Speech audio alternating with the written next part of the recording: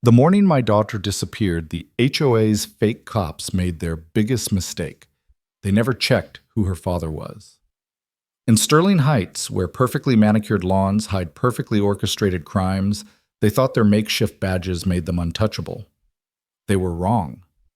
Follow my story to the end and comment which city you're watching from. I want to see how far this warning reaches. The playlist thumping through Emma Mitchell's earbuds created a protective bubble against Sterling Heights' oppressive morning perfection. Every hedge trimmed to mathematical precision, every driveway power washed to an unnatural gleam, every house painted in one of 5 approved shades of beige. The 16-year-old had learned to navigate this suburban theater with practiced indifference her daily walk to Riverside High, a brief escape from the neighborhood's suffocating control. She never saw the white SUV approaching. The vehicle materialized beside her like a predator breaking cover, its unmarked panels gleaming in the early sunlight. No police markings, no government plates, just pristine white metal and tinted windows that reflected her startled face as the engine died with calculated precision. 2 men emerged with the synchronized movement of those who'd rehearsed this moment. Dark tactical vests over black uniforms, utility belts laden with zip ties, flashlights, and radios. The patches on their chests read SHCP, Sterling Heights Community Patrol, in gold lettering that tried too hard to look official. Emma's hand instinctively pulled out one earbud. The morning's fabricated peace suddenly felt like a trap closing around her. "Morning, young lady." The taller one spoke first. Captain Derek Vaughn, according to the nameplate below his patch. 6'3" of manufactured authority with a jaw that clenched like he was constantly fighting the urge to yell at clouds. His gray eyes held the peculiar emptiness of someone who'd convinced himself that a clipboard and a walkie-talkie made him God. "Interesting time for a walk," Vaughn continued, his voice coated in false concern. "School doesn't start for another 40 minutes. Makes a person wonder what you're really up to." His partner, Officer Marcus Cole, stood silent and massive.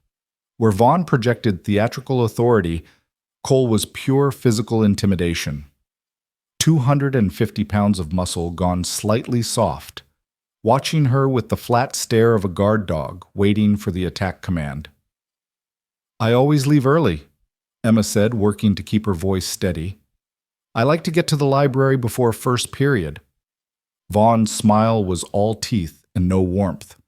"Library? Sure. You know we've had reports of suspicious activity in this area. Vandalism, photographs being taken of private property. You wouldn't know anything about that, would you?" The accusation was so absurd that Emma almost laughed. Almost. But something in Vaughn's eyes warned her that laughter would be dangerous. "I'm just walking to school," she said carefully. "Riverside High is 3 blocks away. You can call them if—" "We'll be the ones deciding what calls get made." Cole rumbled, his first words landing like stones in still water. Emma's fight-or-flight instinct screamed at her to run, but she forced herself to stay calm. Her father's voice echoed in her memory from one of his many safety talks. "If someone tries to take you somewhere, make noise. Draw attention. Never let them move you to a second location." "I need to go," she said, taking a step backward. "My dad will be wondering where." "Your dad?" Vaughn's interest sharpened like a blade finding its edge. "And who might that be?" "Michael Mitchell," Emma said, hoping the name might carry some weight. "He works as a consultant for—" "Never heard of him." Vaughn cut her off with a dismissive wave. "But here's what's going to happen. You're going to come with us to answer a few questions. Standard protocol for suspicious persons." "I'm not a suspicious person." Emma's voice rose despite her efforts to control it. "I'm a high school student. This is my neighborhood." "That's what they all say," Vaughn replied, his hand moving to his utility belt. Not to a weapon, but to a pair of heavy-duty zip ties. "Now we can do this the easy way, or we can add resisting lawful detention to your list of problems." "You're not real cops." The words burst out before Emma could stop them. "The HOA newsletter said, you're just neighborhood watch. You can't arrest people." Vaughn's facade cracked, revealing something darker underneath. His face flushed, red veins standing out on his neck like rope under strain. "We are duly authorized security personnel," he snarled, operating under the full authority of the Sterling Heights Homeowners Association. And you, young lady, are about to learn what that means." He nodded to Cole, who moved with surprising speed for his size. Emma tried to dodge, tried to scream, but Cole's massive hand clamped over her mouth, while his other arm wrapped around her waist, lifting her off the ground like she weighed nothing. The struggle was brief and hopeless. Within seconds, her wrists were bound behind her back with zip ties that bit into her skin. Her backpack was yanked off and tossed aside, spilling textbooks and pens across the pristine sidewalk. Cole shoved her into the SUV's back seat with efficient brutality, the door slamming with the finality of a cell closing. Through the tinted windows, Emma caught a glimpse of Mrs. Chen across the street, standing frozen at her living room window. Their eyes met for a heartbeat before the curtains fell closed, the woman choosing the safety of willful blindness over intervention. The engine started, and Emma's world lurched into motion. The familiar streets of Sterling Heights blurred past each perfect lawn and regulation mailbox, a mockery of the nightmare unfolding inside the vehicle. "Where are you taking me?" she demanded, her voice cracking but not breaking. "Somewhere we can have a proper conversation," Vaughn said from the driver's seat, his tone casual now, almost conversational. "About who you really are. Who sent you? What you're planning." "Nobody sent me. I'm 16. I go to Riverside High. My student ID is in my backpack, the one you threw on the ground." "Convenient story," Cole muttered. They always have convenient stories. Emma's mind raced, trying to make sense of their delusions. These men weren't just playing cop, they'd constructed an entire fantasy where suburban teenagers were enemy agents and morning walks were reconnaissance missions. And somehow, the HOA had given them just enough power to make their paranoia dangerous. The SUV turned onto a service road she'd never noticed before, leading toward the back of Sterling Heights, where the maintained areas gave way to utility buildings and storage facilities. Her stomach clenched as they pulled up to a single-story structure with peeling paint and a sign that read SHCP Operations Center, authorized personnel only. As they dragged her from the vehicle, Emma memorized every detail she could. The rusted door hinges, the security camera that was clearly fake, its wires leading nowhere, the sound of a generator humming somewhere behind the building. Her father had taught her that always observe, always remember.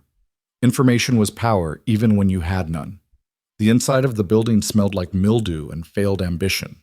Fluorescent lights flickered overhead, casting everything in a sickly yellow glow. They led her past what looked like a break room. She glimpsed a third man inside, feet up on a table, watching something on his phone, and into a small office that reeked of old coffee and newer desperation. Metal desk, 2 mismatched chairs, filing cabinet with a broken lock, a corkboard covered in photos of Sterling Heights residents with handwritten notes beneath them. Emma recognized several faces: the teenage son of the Pakistani family on Maple Street, the elderly black gentleman who walked his dog past her house every morning, the young couple who'd moved in last month and painted their door an unapproved shade of blue. They shoved her into one of the chairs. Vaughn settled behind the desk like a king claiming his throne, while Cole took position by the door blocking the only exit. "Now then," Vaughn began, pulling out a yellow legal pad and a pen. "Let's start with your real name." "Emma Mitchell," she said firmly. "Check my school records. Call my father. His number is—" "We'll get to your father later," Vaughn interrupted, making air quotes around the word. "Right now I want to know who you're working with. We know there's a network. People taking pictures, mapping our security routines, planning something." "Planning what?" Emma couldn't keep the incredulity out of her voice. "This is a suburb, not a military base." Vaughn's eyes narrowed.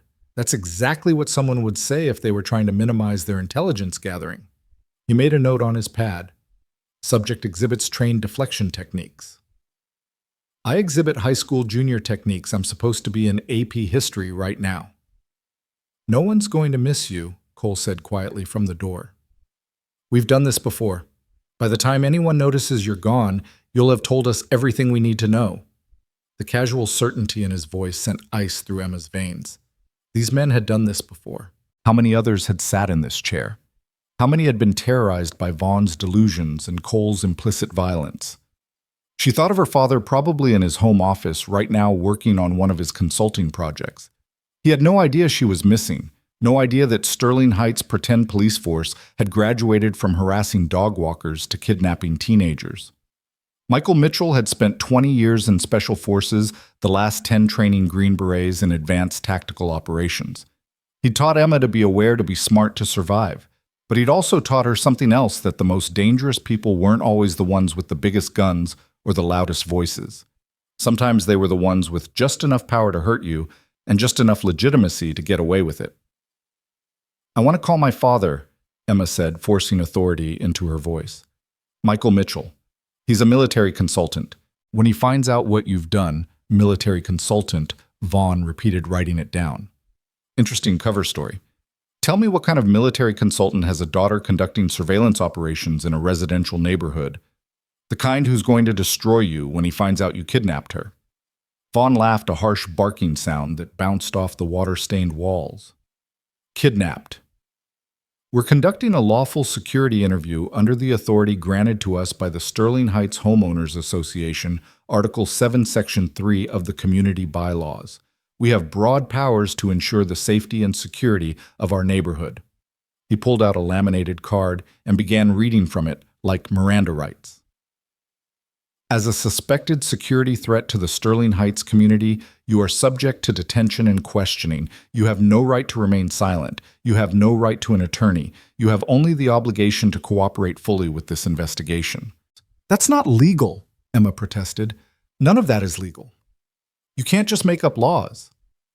We don't make them up, Cole said. The HOA board approved every word, signed, notarized, and filed with our corporate documents. In Sterling Heights, we are the law. Meanwhile, 3 miles away, Michael Mitchell glanced at his watch and frowned. Emma should have texted by now. She always sent a quick message when she got to school, a habit born from years of his gentle insistence that communication was the foundation of security. He sent her a text, "Everything okay, kiddo?" No response. 5 minutes passed. Then 10. Michael's frown deepened. Emma never ignored his texts. Even when she was annoyed with him, which as a 16-year-old was fairly often, she'd at least send back an eye roll emoji. He called her phone, straight to voicemail. The first tendril of unease wrapped around his chest. Michael had learned to trust his instincts in places where ignoring them meant death. Those instincts were screaming now. He called the school's attendance office. "Riverside High, this is Janet. This is Michael Mitchell. Emma Mitchell's father. Can you confirm she made it to first period?" "Let me check." "No, Mr. Mitchell. Emma is marked absent for first period. Is everything all right?" Michael was already moving, heading for his car. "When did first period start?" 20 minutes ago. Should I?" He hung up. Emma had left the house at 7:15, her usual time. The walk to school took 15 minutes maximum. She should have been there by 7:30 in the library, by 7:35 in class, by 8:00. It was now 8:20, and she was nowhere. Michael drove Emma's route to school, eyes scanning every yard, every corner, every shadow. His mind cataloged details with the automatic precision of 2 decades of tactical assessment. Normal morning traffic, normal dog walkers, normal lawn services. Then near the corner of Sycamore and Elm, something not normal at all. Emma's backpack lay sprawled on the sidewalk, its contents scattered. Her AP history textbook face down in the grass. Her favorite purple pen rolled into the gutter, her school ID badge glinting in the morning sun. Michael was out of the car before it fully stopped. He crouched beside the backpack, his trained eyes reading the scene like others might read a book. The scatter pattern suggested the bag had been dropped or thrown from roughly shoulder height. Several items had rolled toward the street, indicating momentum in that direction. There were scuff marks on the concrete, fresh ones, the kind made by rubber soles dragging sideways. He looked up and down the street. A lawn service truck was parked 2 houses down, its crew trimming hedges with mechanical precision. Michael approached them with measured calm that belied the rage building in his chest. "Morning, gentlemen. I'm looking for my daughter. 16, brown hair, would have walked through here about an hour ago." The workers exchanged nervous glances. The older one, Hispanic with kind eyes and calloused hands, set down his trimmer. "We didn't see a girl, sir, but—" He hesitated, looking around as if checking for watchers. "The community patrol was here, white SUV. They were talking to someone, but we couldn't see who from where we were working." Community patrol. Michael's voice remained level, but something in his eyes made both men step back. Tell me about them. SHCP, the younger worker said quietly. Sterling Heights Community Patrol. They drive around acting like cops. Captain Vaughn runs it. He's not right, man. Power Trip doesn't even cover it. Where do they operate from? Old maintenance building on the back of the property near the utility access road. But mister, you don't want to go there alone. These guys, they're not real cops, but the HOA backs them. They've got lawyers' connections. People who complain tend to have problems. Michael nodded, filing the information away. What kind of problems? Fines, liens on their houses. Suddenly, their grass is a quarter-inch too long or their trash cans were out 5 minutes past pickup. The older man shook his head. Last family that really pushed back the Washingtons, they ended up having to move. Sold their house at a loss just to get away from the harassment. And the real police. Get called off. HOA says it's a civil matter, private property, internal governance.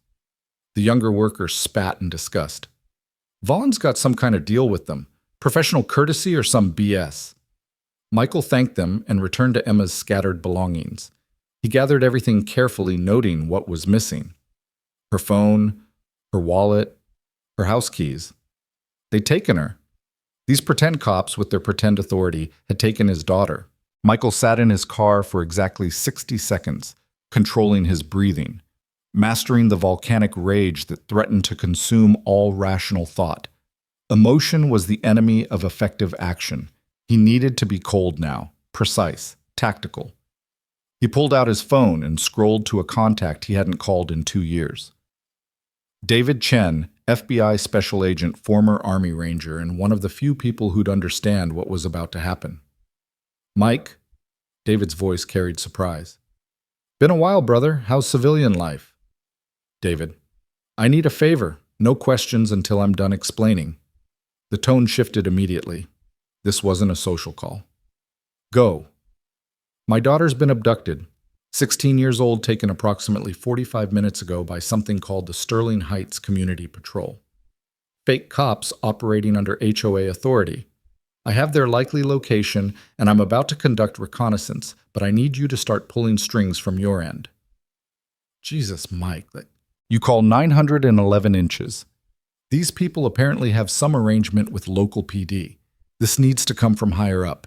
Federal kidnapping statutes should apply. They took her under color of authority. I need you to be ready to move once I have confirmation of her location. You're going after her yourself. It wasn't a question. I'm going to locate her, Michael said carefully, and gather intelligence on the situation. Whatever happens after that will be entirely proportional to what I find. David was quiet for a moment. Mike, I know what you're capable of. These are civilians, not enemy combatants. You can't... They took my daughter, David. They took her because they could, because they thought their little badges and their HOA backing made them untouchable. They're about to learn otherwise. Give me 2 hours. I'll have a tactical team ready to... You'll have whatever time I give you. I'm not waiting while some wannabe cops traumatize my little girl. You know me, David. You know I'll do this clean, but I will do it. Another pause. What do you need from me? Everything you can find on the Sterling Heights Community Patrol, Captain Derek Vaughn, and any connections between the HOA and local law enforcement. Financial records, previous complaints, anything that shows a pattern. When this is over, I don't want just Vaughn going down. I want the whole corrupt system burned to the ground. Understood. Mike, be careful. And keep your phone on. Michael ended the call and pulled up Google Maps on his phone, studying the satellite view of Sterling Heights. The maintenance building the workers had mentioned was visible on the eastern edge of the property, isolated from the main residential area by a buffer of trees and utility infrastructure. One access road in. Minimal visibility from the main neighborhood. No legitimate reason for anyone to be there unless they worked for the HOA. Perfect for their purposes. Perfect for his. Michael drove home first, moving with deliberate calm. If anyone was watching, and in Sterling Heights, someone was always watching, they'd see a concerned father who'd found his daughter's belongings and gone home to make phone calls. Nothing suspicious. Nothing threatening. His house was exactly as he'd left it an hour ago. Coffee still warm in the pot. Emma's breakfast dishes in the sink, she never remembered to put them in the dishwasher. The mundane domesticity of it made his chest tight. He went to his home office and locked the door behind him. The room looked like any other consultant's workspace desk, computer, filing cabinets, bookshelves. But behind those bookshelves was a reinforced closet that few people knew about. Michael opened it now, revealing the tools of his former trade. Not weapons, he'd left those behind when he'd left the military, but other things. Surveillance equipment, tactical gear, items that occupied the gray area between military and civilian use. He selected carefully a tactical vest, black and unmarked, night vision monocular, lock-picking tools, zip tie cutter, trauma kit. Everything went into a nondescript backpack. He changed clothes, dark pants, dark long-sleeve shirt boots with rubber soles. Nothing that would stand out, but nothing that would restrict movement either.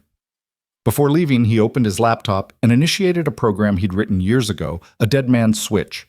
If he didn't check in every 2 hours, it would automatically send packages of information to David Chen, 3 major news outlets, and the Department of Justice, just in case. Back in the maintenance building, Emma had been moved to a different room, a storage area with no windows, and a single fluorescent bulb that buzzed like an angry insect. They'd left her alone for what felt like an hour, though. Without her phone, she couldn't be sure. The zip ties had cut off circulation to her hands.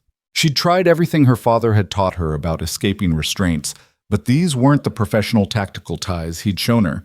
They were hardware store bulk packs, thick and crude and impossible to break without tools. The door opened. Vaughn entered, followed by a third man she hadn't seen before, younger, nervous-looking, wearing an SHCP uniform that didn't quite fit. "This is Officer Garrett," Vaughn announced. "He's new, still learning the ropes. I thought this would be a good training opportunity for him." Garrett looked uncomfortable. "Captain, she's just a kid. Are you sure she's a security threat?" Vaughn snapped. "Age is irrelevant when it comes to protecting our community. You need to understand that if you're going to be part of this organization," he turned back to Emma. "Now then, Miss Mitchell, if that is your real name, we've done some checking. Your father, this supposed military consultant, no social media presence, no LinkedIn, no professional website. Rather suspicious for someone in consulting, wouldn't you say?" "He values privacy," Emma said through gritted teeth, "especially after seeing what people like you do with information." "People like us," Vaughn's voice went dangerously soft. "We're the thin blue line keeping this community safe from chaos, from people who don't belong, people who threaten our way of life. What way of life harassing teenagers playing soldier? You're not police, you're just a sad man with a fake badge and delusions of grandeur." The slap came without warning. Vaughn's hand cracked across her face, hard enough to snap her head sideways. The pain was sharp, shocking, but not as shocking as the satisfaction on his face. Captain Garrett stepped forward. "You can't." "I can do whatever is necessary to protect this community," Vaughn said, calmly rubbing his hand. "And you'll learn that, or you'll find yourself on the wrong side of that protection." "Understood." Garrett swallowed hard and stepped back. Emma tasted blood where her teeth had cut her cheek, but she also saw something else, fear in Garrett's eyes. Doubt. He knew this was wrong. He might be the weak link she needed. "My father will come for me," she said, looking directly at Garrett rather than Vaughn. "He's not some suburban dad who'll file a complaint with the HOA. He's trained killers for the United States military. And when he finds out what you've done to me, what do you think he'll do at?" "Threats," Vaughn said dismissively, but Emma caught the flicker of uncertainty in his eyes. "Add that to her file. Attempting to intimidate law enforcement." "We're not law enforcement," Garrett blurted out. "Captain, this has gone too far. We need to let her go. Call her parents. Officer Garrett, you're dismissed. Report to Cole for perimeter duty." "But now," Garrett gave Emma one last conflicted look before leaving. She heard his footsteps fade down the hallway, then the distant slam of an exterior door. Vaughn pulled up a chair and sat facing her close enough that she could smell the stale coffee on his breath. "Let me explain something to you, little girl. Sterling Heights is more than just a neighborhood. It's a vision, a perfect community where the right people live the right way.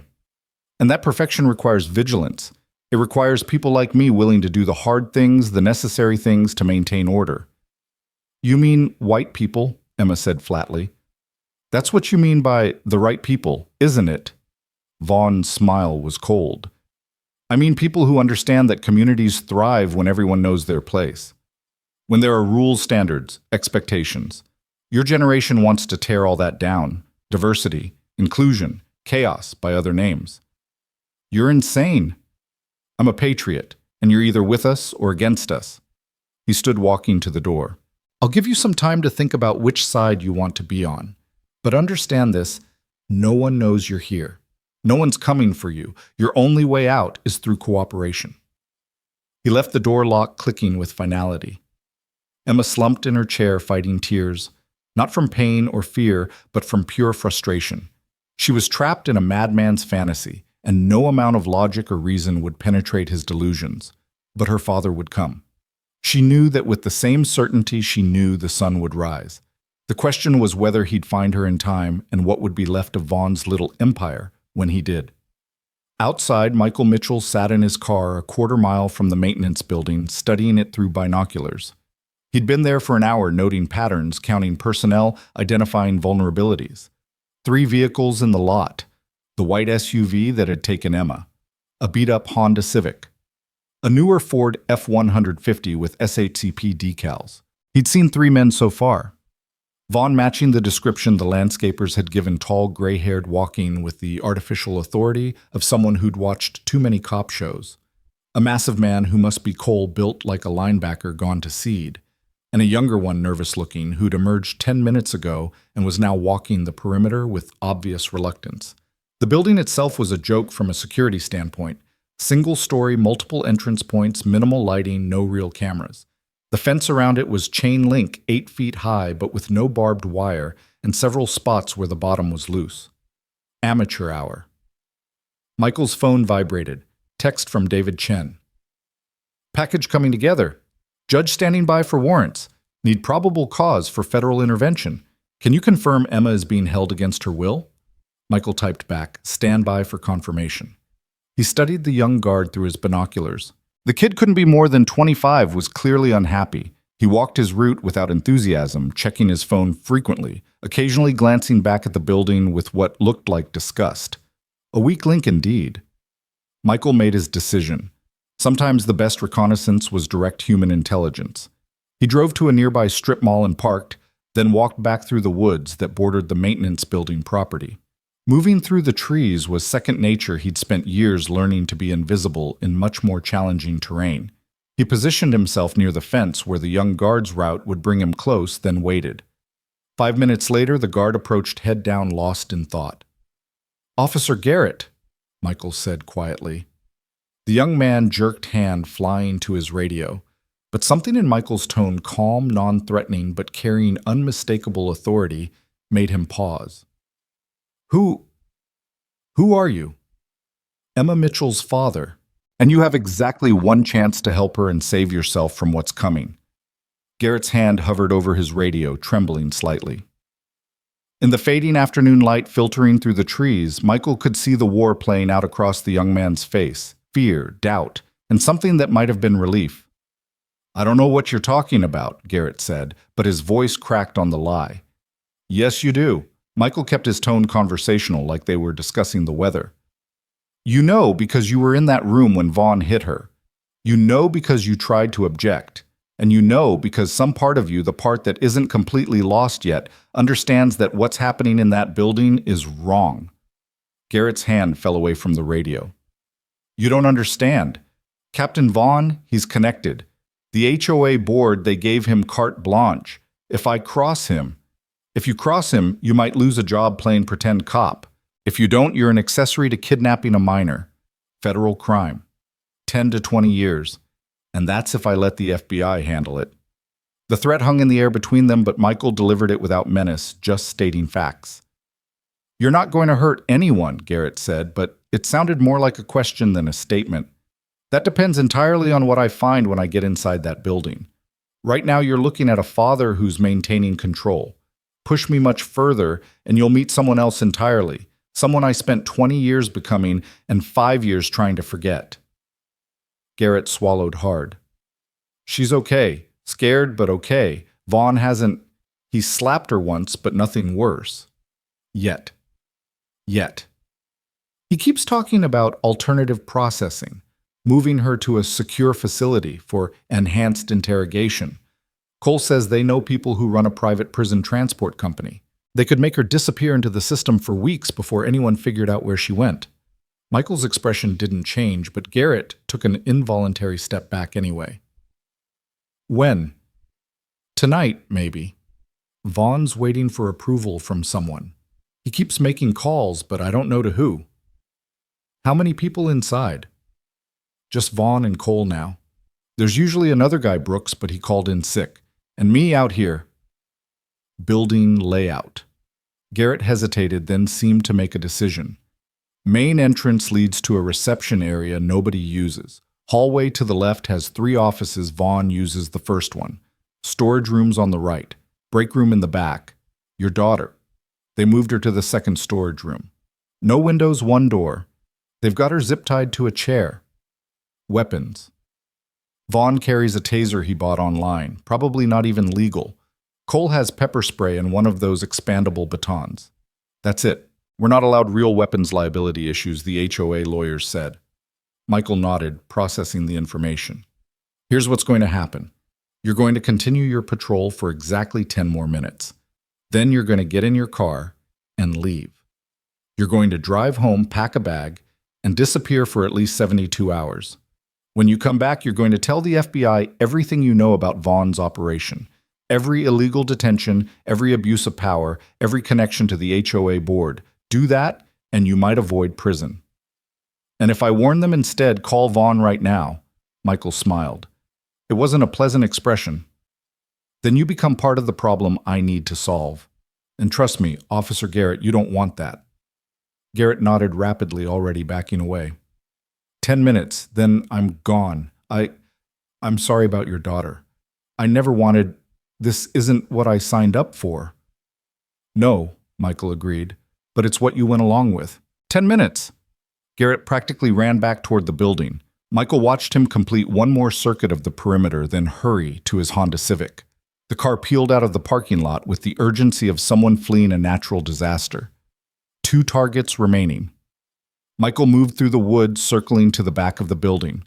The sun was setting now, casting long shadows that would provide additional cover. He found the spot where the fence was loose and slipped under it easily, his movements fluid and practiced. The back door Garrett had mentioned was solid metal, but the lock was a standard commercial deadbolt. Michael had it open in 30 seconds. Inside the building was quiet, except for the hum of fluorescent lights and the distant sound of a television. Michael moved down the hallway, his footsteps silent on the worn linoleum. Every sense was heightened, every nerve attuned to potential threat. He could hear voices from the break room, Cole's deep rumble mixing with what sounded like a sports commentator. The man was watching a game, comfortable in his certainty that no one would challenge their authority. Michael passed the first storage room empty. The second door had a padlock on it, crude but effective. He examined it briefly, then continued toward Vaughn's office. The door was ajar, and Michael could see Vaughn inside speaking urgently into his phone. I don't care what the liability concerns are, Vaughn was saying. This girl is a legitimate security threat. Her father is military, probably deep state. She's been conducting surveillance on our community for weeks. A pause as someone responded. Yes, I have evidence. Her suspicious behavior, her refusal to cooperate, her threats against our organization. It's all documented. Another pause. By tomorrow morning at the latest. My contact at Secure Solutions can have a transport here by 10. She'll be in their facility by noon, and then she becomes their problem. We can say she ran away. Troubled teen history of defiance. The police won't look too hard. Michael had heard enough. He slipped past the office toward the break room. Cole needed to be neutralized. First, he was the physical threat. Vaughn was just a delusional bureaucrat with a god complex. The break room door was open. Cole sat with his back to the entrance, absorbed in the game on the small television. A perfect target. Michael moved like water flowing downhill, smooth, inevitable, silent. His arm slipped around Cole's throat, cutting off both air and blood flow to the brain. The big man jerked once, hands flying up to grab at the arm, but Michael had already locked in the hold. Cole's strength was meaningless against proper technique. Within seconds, his struggles weakened. Within 10, he was unconscious. Michael lowered him carefully to the floor, then zip-tied his hands and feet with the same restraints they'd used on Emma. Poetic justice. One down. He could hear Vaughn still talking in his office, the man's voice rising with frustration. Michael moved back down the hallway, picking up the padlock key from a hook. By the storage rooms, amateurs always kept keys nearby for convenience. He unlocked the storage room door and pushed it open. Emma looked up, and despite the harsh lighting that showed the red mark on her cheek and the raw wounds on her wrists, she smiled. "Hi, Dad. Took you long enough." "Traffic was terrible," Michael replied, already cutting through the zip ties with his multi-tool. "You okay?" "Better now." She rubbed her wrists, wincing. "Vaughn's certifiably insane. He thinks I'm part of some conspiracy to destroy suburban America." "I know. Can you walk?" "Run if I have to." "Good. Stay behind me. We're not quite done here." They moved back into the hallway just as Vaughn emerged from his office, still holding his phone. "I'll call you back," he said into it, his eyes widening as he took in the scene, Michael standing protectively in front of Emma. No sign of Cole, and the storage room door hanging open. "Who the hell are you?" Vaughn demanded, his hand moving toward the taser on his belt. "I wouldn't," Michael said quietly. "I'm Emma's father, the one you didn't think was worth worrying about. The military consultant you dismissed as a cover story."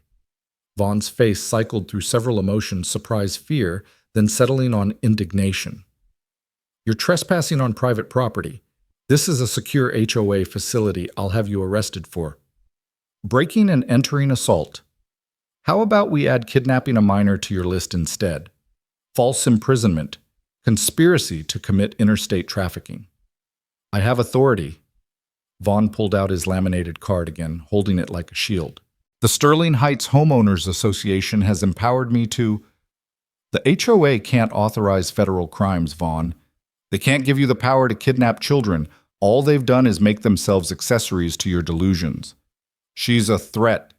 She was conducting surveillance. She was walking to school. You don't understand." Vaughn's composure was cracking. "This community is under siege. The demographics are changing. Property values are at risk. We have to maintain standards, maintain control. What you have to do," Michael said, taking a step forward, "is surrender. The FBI is already investigating your operation, your financial connections to secure solutions, the HOA board members who've been funding this illegal enterprise. It's over." Vaughn's hand finally found the taser, yanking it free and pointing it at Michael with shaking hands. "Stay back, I'll use this." Michael sighed. "No, you won't." He moved faster than Vaughn could process. One hand swept the taser aside while the other struck Vaughn's solar plexus. The older man doubled over, gasping, and Michael relieved him of the weapon. A quick leg sweep put Vaughn on the ground where Michael efficiently zip-tied him. "Dad," Emma said quietly, "there's another guard. Garrett. He left, made the smart choice." Michael pulled out his phone and called David Chen. "I have confirmation. Emma was being held against her will in a storage room at 4847 Service Road East. 2 suspects in custody. We need that team here now." "Copy that. En route. 20 minutes. Michael hung up and looked at his daughter. "Let's wait outside. This place smells like failure and cheap coffee." They walked out the front door into the evening air. Emma took a deep breath, then another, as if trying to cleanse herself of the building's oppressive atmosphere. "They were going to ship me to some private prison," she said quietly. "Make me disappear." "I know." Michael put his arm around her shoulders. "But they didn't understand who they were dealing with. You. You stayed calm, gathered intelligence, and found their weakness. Garrett was ready to crack because you showed him what he was becoming. That took courage." Emma leaned against him. "I learned from the best." They stood there in the gathering darkness, waiting for the sound of sirens. Behind them, through the thin walls, they could hear Vaughn alternating between threats and pleas. Neither of them paid attention. The man's time was over. 15 minutes later, the first black SUVs arrived, real ones with government plates and legitimate authority. David Chen stepped out of the lead vehicle, taking in the scene with professional assessment. "Mike? Emma, you both okay?" "We're good," Michael replied. 2 suspects inside, both restrained, Vaughn and Cole. There's a third Garrett who fled the scene, but will likely cooperate. He's more witness than perpetrator. And the HOA connection. Vaughn was on the phone arranging to transfer Emma to a private detention facility. He's got financial records inside linking the HOA to something called Secure Solutions. Should be enough to start unraveling the whole network. David nodded and gestured to his team. Armed agents flowed into the building with practiced efficiency. Within minutes, Vaughn and Cole were being let out in real handcuffs, read their actual rights, and placed in legitimate law enforcement vehicles. Vaughn caught sight of Emma as they loaded him into the SUV, his face contorted with rage. "This isn't over," he shouted. "You don't understand what you've done. This community needed protection. It needed order." "What it needed," Emma called back, "was protection from you." The door slammed shut, cutting off his response. David approached them with an evidence bag containing Vaughn's laminated card and fake badge. "This is something else," he said, shaking his head. "A complete parallel justice system operating under HOA authority. How long has this been going on?" "According to the landscapers I talked to, at least 2 years," Michael replied. "Probably started small, harassing teenagers, hassling visitors. But power without accountability always escalates. We're going to need full statements from both of you. And Emma, I'm sorry, but we'll need to document your injuries. The mark on your face, the ligature wounds on your wrists." Emma nodded. "Whatever helps put them away." "There's more," Michael said. "Vaughn's got files on residents, photos, surveillance notes. Looks like he was building dossiers on anyone he considered a threat to his vision of the community. Mostly minorities and young people." David's expression darkened. "We'll get it all. Every document, every hard drive, every connection. This ends tonight." As crime scene technicians began processing the building, more vehicles arrived. Not FBI this time, but local news vans. Someone had leaked the story, and the media smelled blood in the water. "We should go," Michael said to Emma. "Let David's team work." They drove home in silence, Emma staring out the window at the familiar streets that suddenly seemed foreign. Every perfectly manicured lawn was suspect now, every neighborhood watch sign a potential threat. "It's going to be different now," she said finally. "Living here." "Yes," Michael agreed. "But different isn't always bad. Sometimes it takes something like this to expose the rot everyone was pretending not to smell." They pulled into their driveway to find several neighbors gathered on the sidewalk, whispering among themselves. Mrs. Chen was there, the woman who'd watched Emma's abduction from behind her curtains. She approached hesitantly as they got out of the car. "Emma, I saw what happened this morning. I should have called someone. I should have helped. I was just so scared of them, of what they might do." Emma looked at her for a long moment. "You were scared of the fake cops, but not scared enough to check if a 16-year-old girl was okay." Mrs. Chen's face crumpled. "I'm sorry. I'm so sorry." "Sorry doesn't undo it," Emma said. "But maybe next time you'll remember that being a good neighbor means more than keeping your lawn perfect." She walked into the house, leaving Mrs. Chen standing there with her shame. Michael paused beside the woman. "She's right. You all knew something was wrong with Vaughn's operation. You all chose to look away because it was easier, safer. Well, now you get to live with that choice." Inside, Emma collapsed on the couch, the adrenaline finally fading and leaving exhaustion in its wake. "I need to call Mom," she said. Sarah Mitchell was at a medical conference in Seattle, had been for 3 days. She had no idea what had happened. "I'll call her," Michael said. "You rest." But Emma was already pulling out her backup phone. Michael always insisted on redundancy. Her mother answered on the second ring. "Hey, sweetie, how was school?" "Mom." Emma's voice cracked. "I need to tell you something." Michael listened as his daughter recounted the day's events with remarkable composure, though he could see her hands shaking. Sarah's responses grew increasingly sharp and horrified. "I'm getting on the next flight," Sarah said now on speaker. "Michael, are you there?" "I'm here." "Is she really okay?" "She's safe, shaken up but safe. The men who took her are in custody." "I want them buried under the prison." "Get in line," Michael replied. After the call, Emma went to her room to shower and change. Michael stood in the kitchen, staring at the morning's coffee cup still in the sink. It seemed impossible that only 12 hours had passed. This morning, his biggest concern had been a client deadline. Now his daughter had been kidnapped and rescued, and a criminal conspiracy was unraveling across Sterling Heights. His phone rang. David Chen. Mike, you need to know something. We've been going through Vaughn's communications, and this is bigger than we thought. The HOA board didn't just authorize his patrol, they were actively directing it. We found emails specifically targeting families they wanted driven out of the neighborhood, families that didn't fit the community standard, meaning non-white families. Exactly. They were using Vaughn as their enforcement arm for an illegal discrimination scheme. The Washingtons, the family that left last year. They were systematically harassed until they sold. The Patel family on Maple Street, Vaughn, has a file on them 6 inches thick documenting every time their kids played in the front yard. Michael's jaw tightened. How many board members are we talking about? 7 total. Board president Margaret Hutchinson was apparently the architect. She's got a paper trail going back 3 years, starting right after a black family moved in on her street. Please tell me you're arresting them tonight. Warrants are being signed as we speak. This is going to be a RICO case, Mike. Racketeering, conspiracy, civil rights violations. The works. Good. There's something else. Vaughn's Secure Solutions contact. It's a legitimate prisoner transport company, but the person he was dealing with is dirty. We think this might connect to a larger human trafficking network. People who make problems disappear for the right price.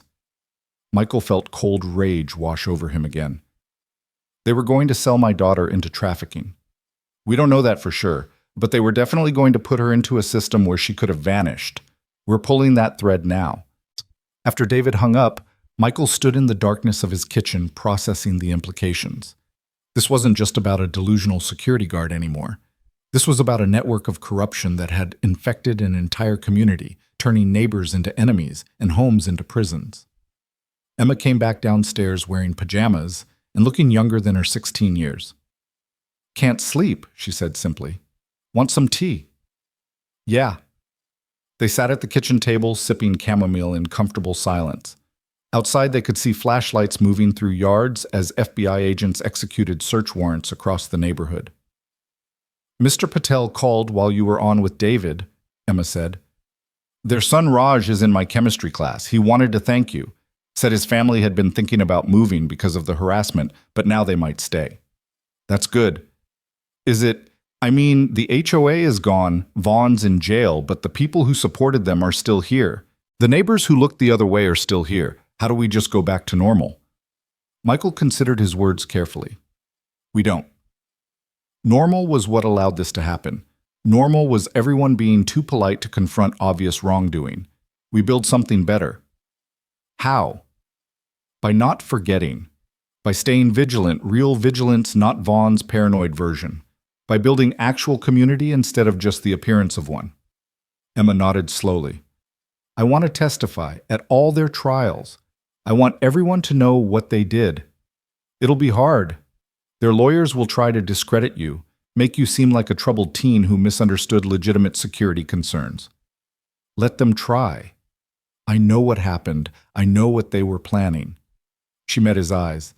And I learned something today. What's that? That sometimes the most dangerous people aren't the ones breaking down doors. They're the ones with clipboards and bylaws using procedure and policy to destroy lives. They're harder to fight because they hide behind legitimacy. But not impossible to fight. No, Emma agreed.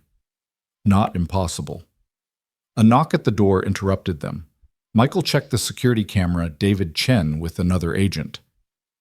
Mike, sorry to bother you again, but we found something you need to see. David handed him a folder. Inside were photographs, dozens of them, all of Emma. Walking to school, at the park, through the window of a coffee shop. Some dated back months. Vaughn's personal collection, David said grimly.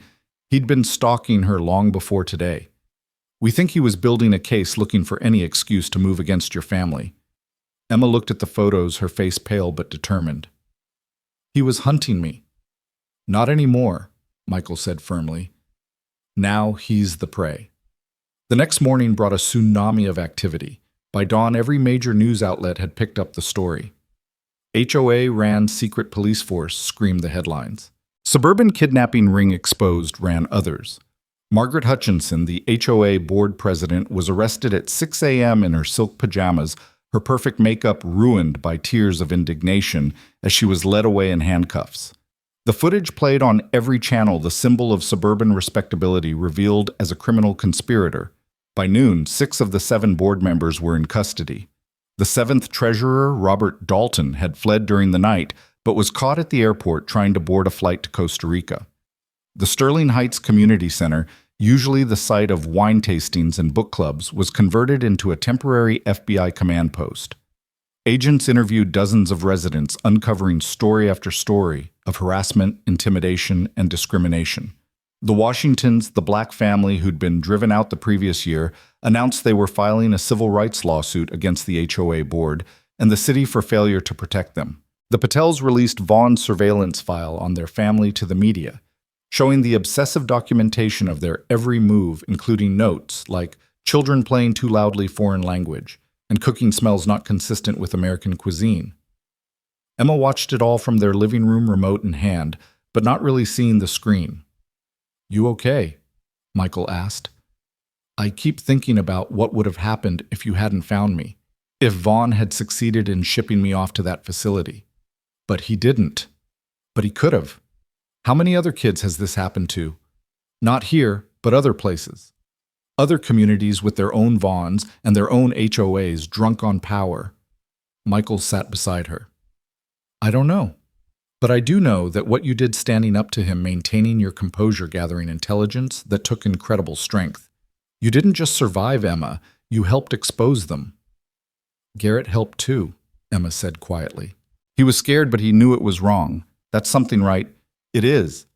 He's cooperating with the FBI now, full immunity in exchange for testimony. He was young, got swept up in Vaughn's authority. Maybe he'll learn from this." The doorbell rang again. This time it was neighbors. The Patels, the Johnsons from 2 doors down, the new couple with the unapproved blue door. They came bearing food apologies and solidarity. "We should have spoken up sooner," Mr. Johnson said, his elderly face creased with regret. "We all knew Vaughn was out of control, but we were afraid. Afraid of fines, liens, harassment. We let fear keep us silent." "Fear is what they counted on," Michael replied. "It's how all authoritarians operate, even petty suburban ones." Mrs. Patel unpacked containers of homemade food. "The community is organizing a meeting for tomorrow night. Not an HOA meeting, those are done. A real community meeting. To figure out how we move forward, how we make sure this never happens again." "Will you come?" Mr. Patel asked Emma directly. "Your voice should be heard." Emma nodded. "I'll be there." As the neighbors dispersed, leaving their offerings of food and support, Michael's phone rang. Sarah was at the airport. "I'll be home in 3 hours. Is she really okay?" "She's strong," Michael said, watching Emma thank the last of the visitors. "Stronger than she should have to be. And I know what this must have triggered for you, having to go back to that mindset, those skills." Michael was quiet for a moment. "It was different this time. Over there, violence was often the first solution. Here, I tried everything else first. And when I did act, it was precise, controlled. I didn't lose myself in it." "Good. Because she needs her father, not the soldier. She got both today, and maybe that's okay."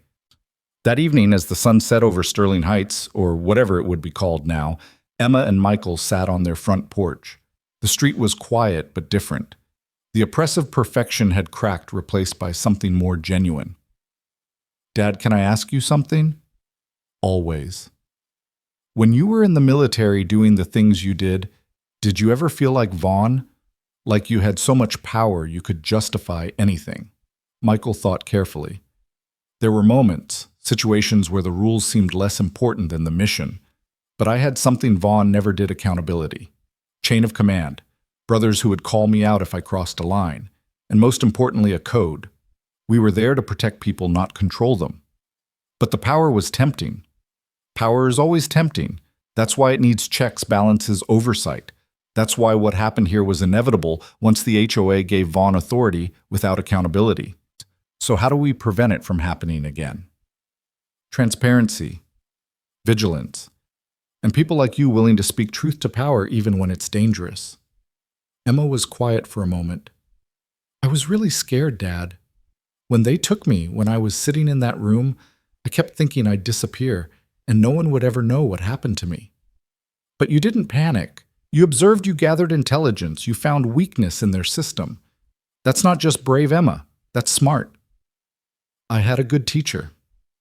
They sat in comfortable silence as darkness fell. In the distance, they could see the maintenance building where Emma had been held, now wrapped in crime scene tape and flooded with lights as investigators continued their work. It's evidence now, Emma said. That whole building is just evidence of what they did, and testimony to what you survived. A car pulled into their driveway, Sarah finally home. She barely had the car in park before she was out and running to Emma, pulling her into a fierce embrace. My baby, she whispered.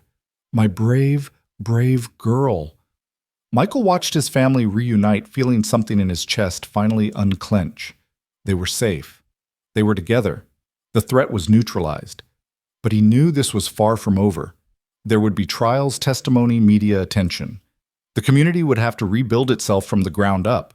And somewhere in other suburbs across the country, other Vaughns were probably operating their own little kingdoms of intimidation. The community meeting was held in the Riverside High School gymnasium, the HOA's community center still sealed as a crime scene.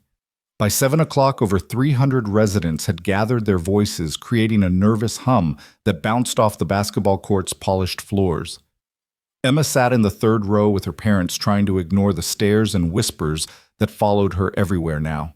She'd become the face of Sterling Heights scandal, the girl who'd survived the HOA's secret police whose father had brought down their suburban empire. You don't have to speak if you don't want to, Sarah whispered, squeezing her daughter's hand. I know, but I need to. The meeting was called to order by James Morrison, a retired judge who'd lived in Sterling Heights for 20 years and had somehow maintained enough respect to serve as a neutral moderator. We're here tonight not to rehash what happened, he began, his voice carrying the authority of countless courtrooms, but to determine how we move forward as a community. The HOA has been dissolved by court order. 7 board members are facing federal charges. The question before us is simple. Who are we without the structure that defined us for so long? A woman in the back stood up. How do we know it won't happen again? How do we know the next board won't be just as corrupt? We don't have to have a board at all, someone else called out. Maybe HOAs are the problem. That's ridiculous, countered Harold Brennan, an older resident Michael recognized as one of Vaughn's supporters. We need structure. We need standards. Just because some people took things too far doesn't mean we should descend into chaos. Took things too far, Mrs. Patel stood, her voice shaking with controlled anger. They stalked our children. They tried to drive us from our homes because of the color of our skin. That's not taking things too far. That's criminal. The room erupted in arguments, neighbors turning on neighbors, years of suppressed resentments boiling over. Judge Morrison banged his gavel repeatedly, trying to restore order. Emma stood up. The room gradually quieted, all eyes turning to the 16-year-old girl whose ordeal had exposed their community's rot. You all want to know how to prevent this from happening again. Her voice was steady, carrying across the gymnasium. Stop being cowards. The silence was absolute. Every single person in this room knew something was wrong with Vaughn's patrol. You knew when the Washingtons were harassed until they left. You knew when teenagers started avoiding certain streets. You knew when visitors stopped coming because they were afraid of being detained. And you did nothing. Harold Brennan shifted uncomfortably. Young lady, you don't understand the pressure we were under. The HOA had the power to destroy us financially. They had the power you gave them, Emma interrupted. You traded your conscience for property values. You let them build a police state in suburbia because you were more afraid of losing money than losing your souls. That's enough. Brennan snapped, his face red. We don't need to be lectured by a child who was kidnapped. Who was going to be trafficked because she walked to school while brown in a white neighborhood? Emma's voice rose. Yes, let's talk about that. Let's talk about how Captain Vaughn had been stalking me for months, taking pictures, building a file, waiting for an excuse. Let's talk about how he hit me when I questioned his authority. Let's talk about how he was on the phone arranging to make me disappear into a private prison system. She pulled out her phone and held it up. I have photos of every mark they left on me. every bruise, every cut from the zip ties. Does anyone want to see what your cowardice enabled? The room was tomb silent. My daughter asked a question, Michael said, standing beside Emma. Does anyone want to see the evidence? Because if we're going to rebuild this community, we need to face what it became. No more polite blindness, no more comfortable ignorance. We've seen enough, Judge Morrison said quietly. Miss Mitchell, what would you propose we do? Emma had thought about this moment all day. First, no more HOA. If we need community organization, it should be voluntary, transparent, and strictly limited in scope. Second, any security concerns go through actual law enforcement, not private patrols. Third, we establish a diversity committee with real power to investigate discrimination complaints. That sounds like political correctness run amok, Brennan protested. No, Emma replied. It sounds like basic human decency, something this neighborhood forgot in its pursuit of perfection.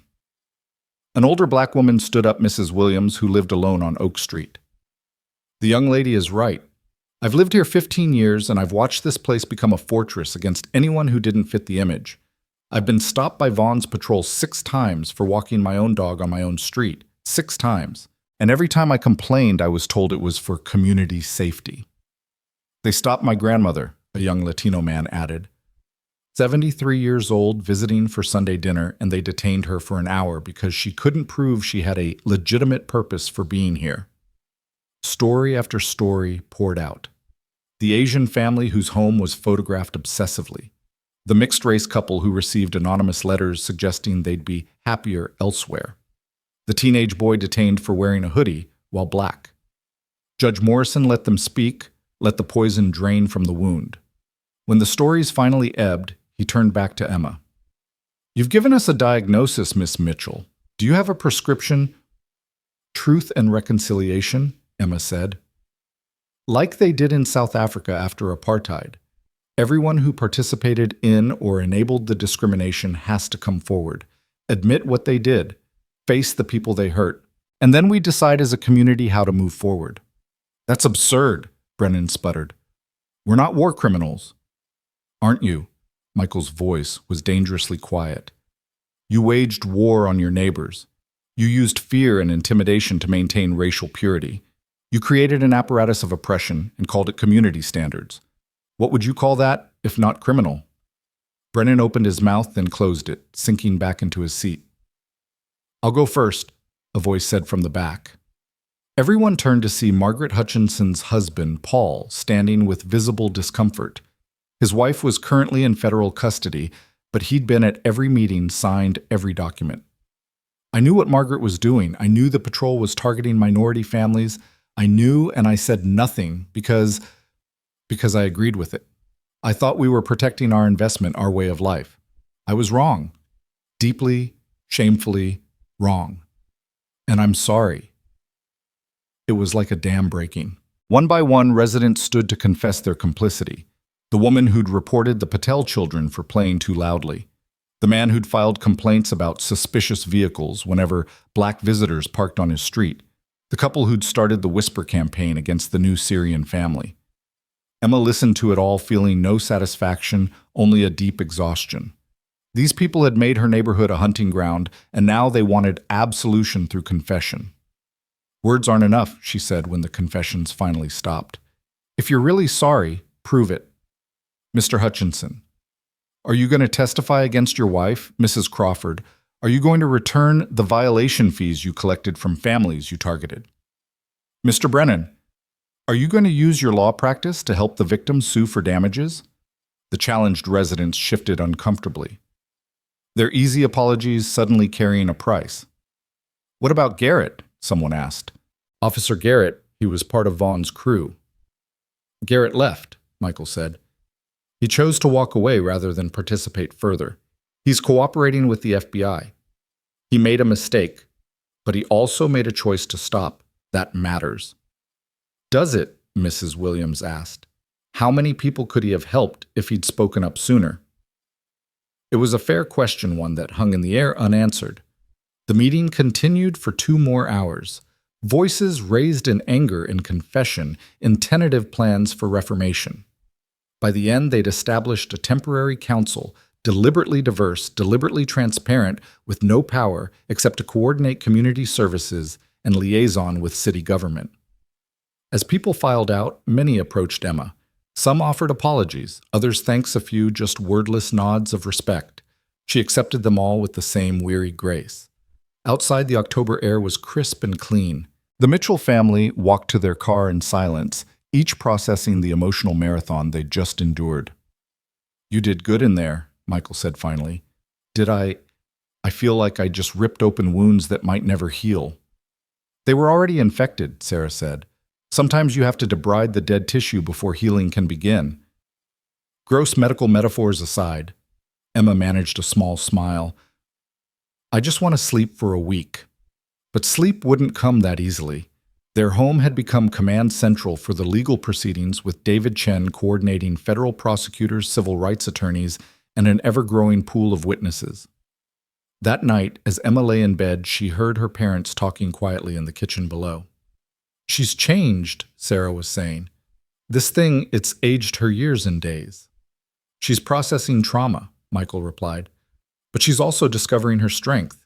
Not many teenagers could face down an entire community like she did tonight. Not many teenagers should have to."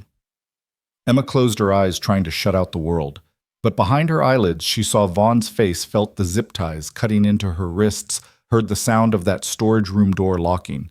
Her phone buzzed. A text from Raj Patel. "You were incredible tonight. Sterling Heights doesn't deserve you." She smiled slightly and typed back, "Maybe not, but I'm not going anywhere." Another buzz. This time from a number she didn't recognize. "You think you've won, but this isn't over. Real Americans won't forget what you've done to our community." Emma sat up, her heart racing. She screenshot the message and forwarded it to David Chen, then showed her parents. Michael's expression darkened. "Pack a bag. You're staying with Aunt Linda for a few days." "Dad, no, I'm not running." "This isn't running. It's tactical repositioning while we assess the threat. It's running. And if I run now, they win. They prove that intimidation still works." Sarah looked between them, seeing the same stubborn set to their jaws. "She's right, Michael. We can't let them drive us out." "I'm not letting anyone hurt her again." "Then teach me to defend myself better," Emma said. "Real training, not just the basic stuff. If I'm going to be a target, I want to be a hard target." Michael studied his daughter's face, seeing new steel beneath the fear. "Okay, but we do this right. Security systems, protocols, training. The full package." "Deal." The next morning brought fresh chaos. The anonymous threat had been traced to a burner phone, but 3 more had arrived overnight from different numbers. The FBI assigned an agent to monitor the Mitchell house, a visible reminder that the danger hadn't ended with Vaughn's arrest. Emma tried to maintain normalcy, going to school, seeing friends, but everything felt different. Some classmates treated her like a hero, others like a pariah who destroyed their parents' comfortable world. Teachers didn't know whether to offer support or maintain distance. During lunch, she sat with Raj and a few other friends who'd remained loyal. "My dad wants to run for the new community council," Raj said. "He thinks having immigrants in leadership might prevent another Vaughn situation." "Good," Emma replied. "This place needs new blood, literally and figuratively." "Speaking of blood," their friend Marcus said, sliding his phone across the table, "you need to see this." The screen showed a blog post titled "The Truth About Sterling Heights: How One Girl's Lies Destroyed a Community." It was anonymous, but clearly written by someone with inside knowledge, painting Emma as a troubled teen who'd fabricated the kidnapping to get attention, and Michael as a violent vigilante who'd assaulted innocent security guards. "It's been shared over 1,000 times, Marcus said quietly. "There's a whole Facebook group now, Justice for Sterling Heights Security Patrol." Emma read through the post, her stomach churning. They'd taken grains of truth, her presence on the street that morning, Michael's military background, and twisted them into a completely false narrative. They're trying to taint the jury pool, she realized. Make it harder to get convictions. "Can't the FBI do something?" "Free speech," Emma said bitterly. "As long as they're careful not to make actual threats, they can spread all the lies they want." That afternoon, Michael picked her up from school instead of letting her walk. "I saw the blog post," he said. How do we fight it? With truth. David's arranging a press conference. The FBI wants to release some of Vaughn's surveillance photos, show the world what he was really doing. But they need your permission. Emma thought about those photos, her walking to school, sitting in coffee shops, existing while brown in a white space. The violation of it made her skin crawl. Do it. Let everyone see what their community protection really looked like. The press conference was held that evening on the steps of the federal courthouse. David Chen led it, his calm professionalism, a stark contrast to the inflammatory blog posts. I want to address the disinformation being spread about the Sterling Heights case, he began. These are not allegations or interpretations. These are facts supported by evidence that will be presented at trial. He held up an enlarged photo of Emma walking to school taken with a telephoto lens from a concealed position. This is one of 247 photographs found in Captain Vaughn's possession documenting months of stalking a minor. This is not security. This is predatory behavior. More photos. Emma at the library, Emma at the park, Emma through her bedroom window. The last one made the crowd gasp. Furthermore, David continued, we have documented evidence of financial crimes, civil rights violations, and conspiracy to commit interstate trafficking. These are not the actions of concerned citizens. These are the actions of a criminal organization operating under the color of authority. A reporter raised her hand. What about claims that Michael Mitchell used excessive force? Mr. Mitchell, a decorated veteran and recognized expert in tactical operations, used the minimum force necessary to secure his daughter's safety. Both suspects were subdued without serious injury and immediately turned over to law enforcement. Compare that to Captain Vaughn, who struck a restrained 16-year-old girl. Is it true the HOA had legal authority to create the patrol? They had authority to hire security. They did not have authority to kidnap children, stalk residents, or operate a parallel justice system. The HOA board members who exceeded their authority are now facing federal charges. The questions continued, but Emma had heard enough. She and her parents slipped away, driving home through streets that felt increasingly hostile. That night, someone spray-painted "traitor" on their driveway. Michael cleaned it off before Emma woke up, but she saw the ghost of it in the concrete's discoloration. Maybe we should move, Sarah suggested over breakfast. Start fresh somewhere else. No, Emma said firmly. That's what they want, for us to disappear to prove that their intimidation works. I'm not giving them that satisfaction. Your safety is more important than proving a point, Sarah argued. This isn't about proving a point.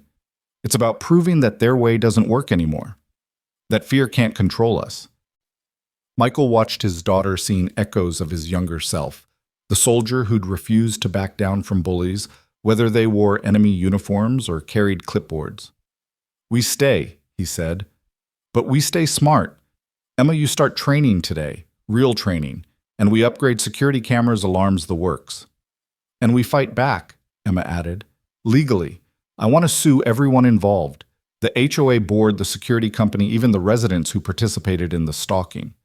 That could take years, Sarah warned. Then it takes years, but they need to know there are consequences. That afternoon, Michael took Emma to a private gym he'd rented for the occasion. No audience, no distractions, just father and daughter and hard truths. First lesson, he said. Violence is always failure. If you're fighting physically, everything else has already gone wrong. But sometimes it's necessary. Sometimes it's the least bad option, but it's never good, never clean, never without cost. He taught her awareness, first how to read rooms, identify exits, spot potential threats, then de-escalation techniques, verbal commands, creating distance. Only then did he move to physical skills, basic strikes, escape techniques, how to break holds. Emma was a quick study, but Michael could see the weight of it on her. His daughter shouldn't need these skills, shouldn't have to think like a survivor. I hate this, she said during a water break. I hate that I need to know this. I know. I hate teaching it to you. Did you ever think when you left the military that you'd be using those skills here in suburbia? No, I thought I was done with all that. Thought I could just be a consultant, a husband, a father. But it followed you. No, Michael corrected. It was already here. The capacity for oppression, for violence, for abuse of power, it exists everywhere. My skills just helped expose it. They trained for 2 hours until Emma was exhausted but confident. As they drove home, they passed the maintenance building where she'd been held. It had been demolished that morning, the HOA board's insurance forced to pay for removal of the liability. "Good riddance," Emma muttered. But that night, the threats escalated. Their doorbell camera captured 3 men in ski masks approaching their house at 2 a.m. They spray-painted more slurs, slashed Michael's tires, and left a note. "You destroyed our community. Now we destroy you." Michael had them on video, but they'd been careful, no identifying features, no license plates, nothing actionable. "This is terrorism," Sarah said, watching the footage. "They're trying to terrorize us into silence." "Then they don't know us very well," Emma replied, surprising herself with her own calm. "Dad, can you teach me about counter-surveillance? If they're watching us, I want to know who they are." Michael smiled grimly. "Now you're thinking tactically." Over the next week, Emma learned to spot surveillance, identify patterns, document everything. She created a map of incidents cross-referenced with Vaughn's old files and began identifying likely suspects. "Harold Brennan's son," she said, pointing to a pattern. "He's been driving past our house every day at the same times. And look, his social media is full of Sterling Heights Security Patrol support posts." "Good catch, but be careful. Documentation is one thing. Confrontation is another." But confrontation found them anyway. Emma was at the grocery store with Sarah when Harold Brennan approached them in the parking lot. "You've destroyed everything," he said, his face twisted with rage. "Property values are plummeting. Families are leaving. The community we spent decades building is gone." "The community you built was founded on discrimination and fear," Sarah replied evenly. "It deserved to fall.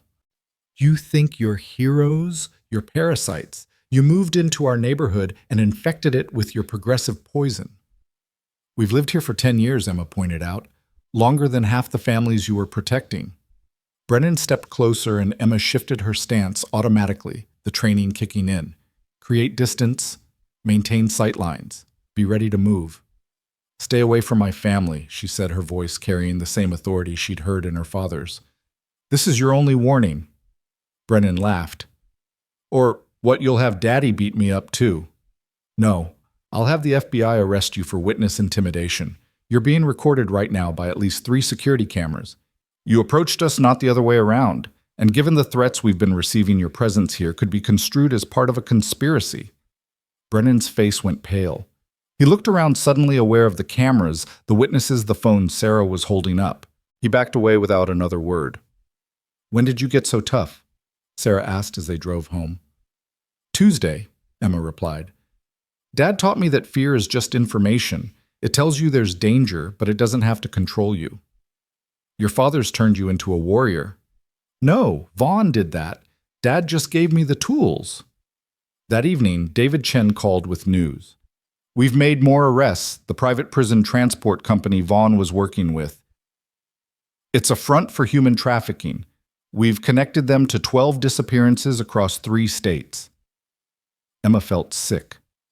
"I could have been number 13. "But you weren't, and because of your case, we're shutting them down. Those 12 families are going to get answers, maybe even justice." "What about Vaughn? Is he talking?" "He's maintaining his innocence, says he was protecting the community from a legitimate threat. His lawyer's trying to get the charges reduced to false imprisonment." "That's insane. That's the justice system. But don't worry, we have enough evidence to bury him. The trial starts in 2 months." 2 months. Emma wondered if the community could survive that long. Already the divisions were hardening. The old Sterling Heights crowd versus the reformers. The silent majority just trying to pretend nothing had happened. And in the middle of it all, Emma and her family symbols of both destruction and hope, depending on which side you asked. "We need to do something," Emma told her parents that night. "Something to show that the community can be better, not just different." "What did you have in mind?" "A memorial. For everyone who was driven out by the HOA's discrimination. A recognition of what was done and a promise to do better." Michael and Sarah exchanged glances. "That's going to make you an even bigger target," Michael warned. "I'm already a target. Might as well make it mean something." She spent the next week organizing, reaching out to families who'd left, gathering stories and photos. The Washingtons agreed to participate. the Lebanese family who'd been harassed until they sold, the elderly black couple who'd been fined into bankruptcy.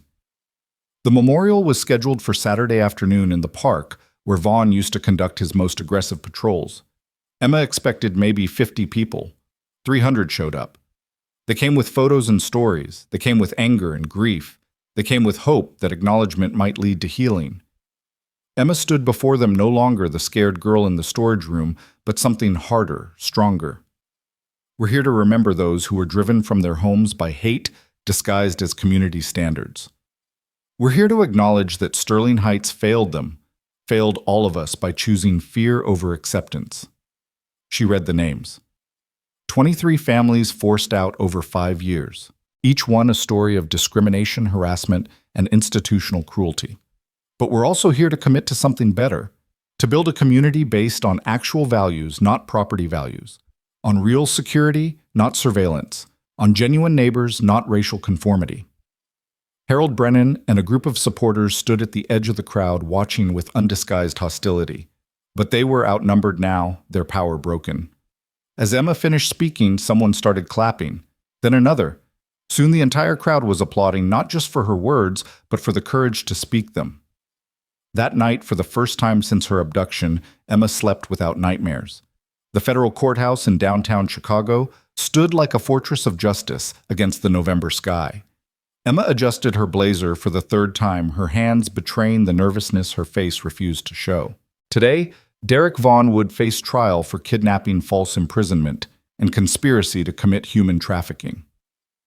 Remember, the prosecutor, Assistant U.S. Attorney Jennifer Martinez, said quietly, just tell the truth. Don't let his lawyer rattle you. You've done this in deposition. You can do it here. Emma nodded, looking through the small window in the witness room door. The courtroom was packed media, Sterling Heights residents, civil rights activists. Everyone wanted to see the suburban empire finally face justice. They're ready for you, the bailiff announced. Emma stood, smoothed her skirt, and walked into the courtroom with her father's training echoing in her mind, shoulders back, eyes forward. Own your space. Vaughn sat at the defense table wearing a suit that couldn't quite hide what he'd become, a deflated tyrant whose kingdom had crumbled.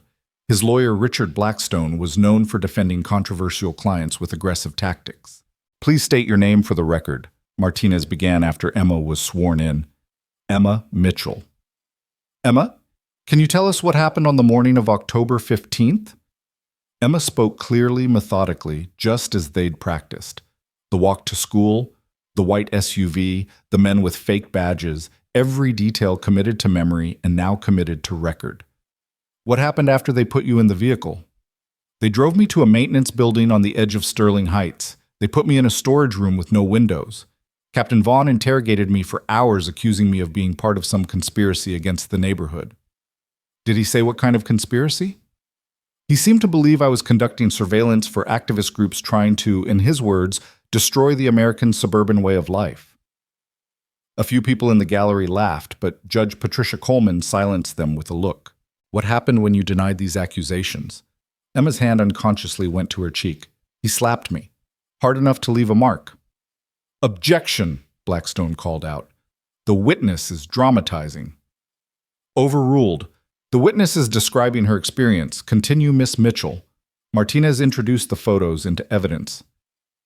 Emma's bruised face, her raw wrists the ligature marks that had taken weeks to fade. Emma, did Captain Vaughn mention any plans for what would happen to you? Yes. I overheard him on the phone arranging for something called alternative processing. He mentioned a company called Secure Solutions and said I would be in their facility by noon. Did you understand what that meant? I understood they were planning to move me somewhere else, somewhere my family couldn't find me.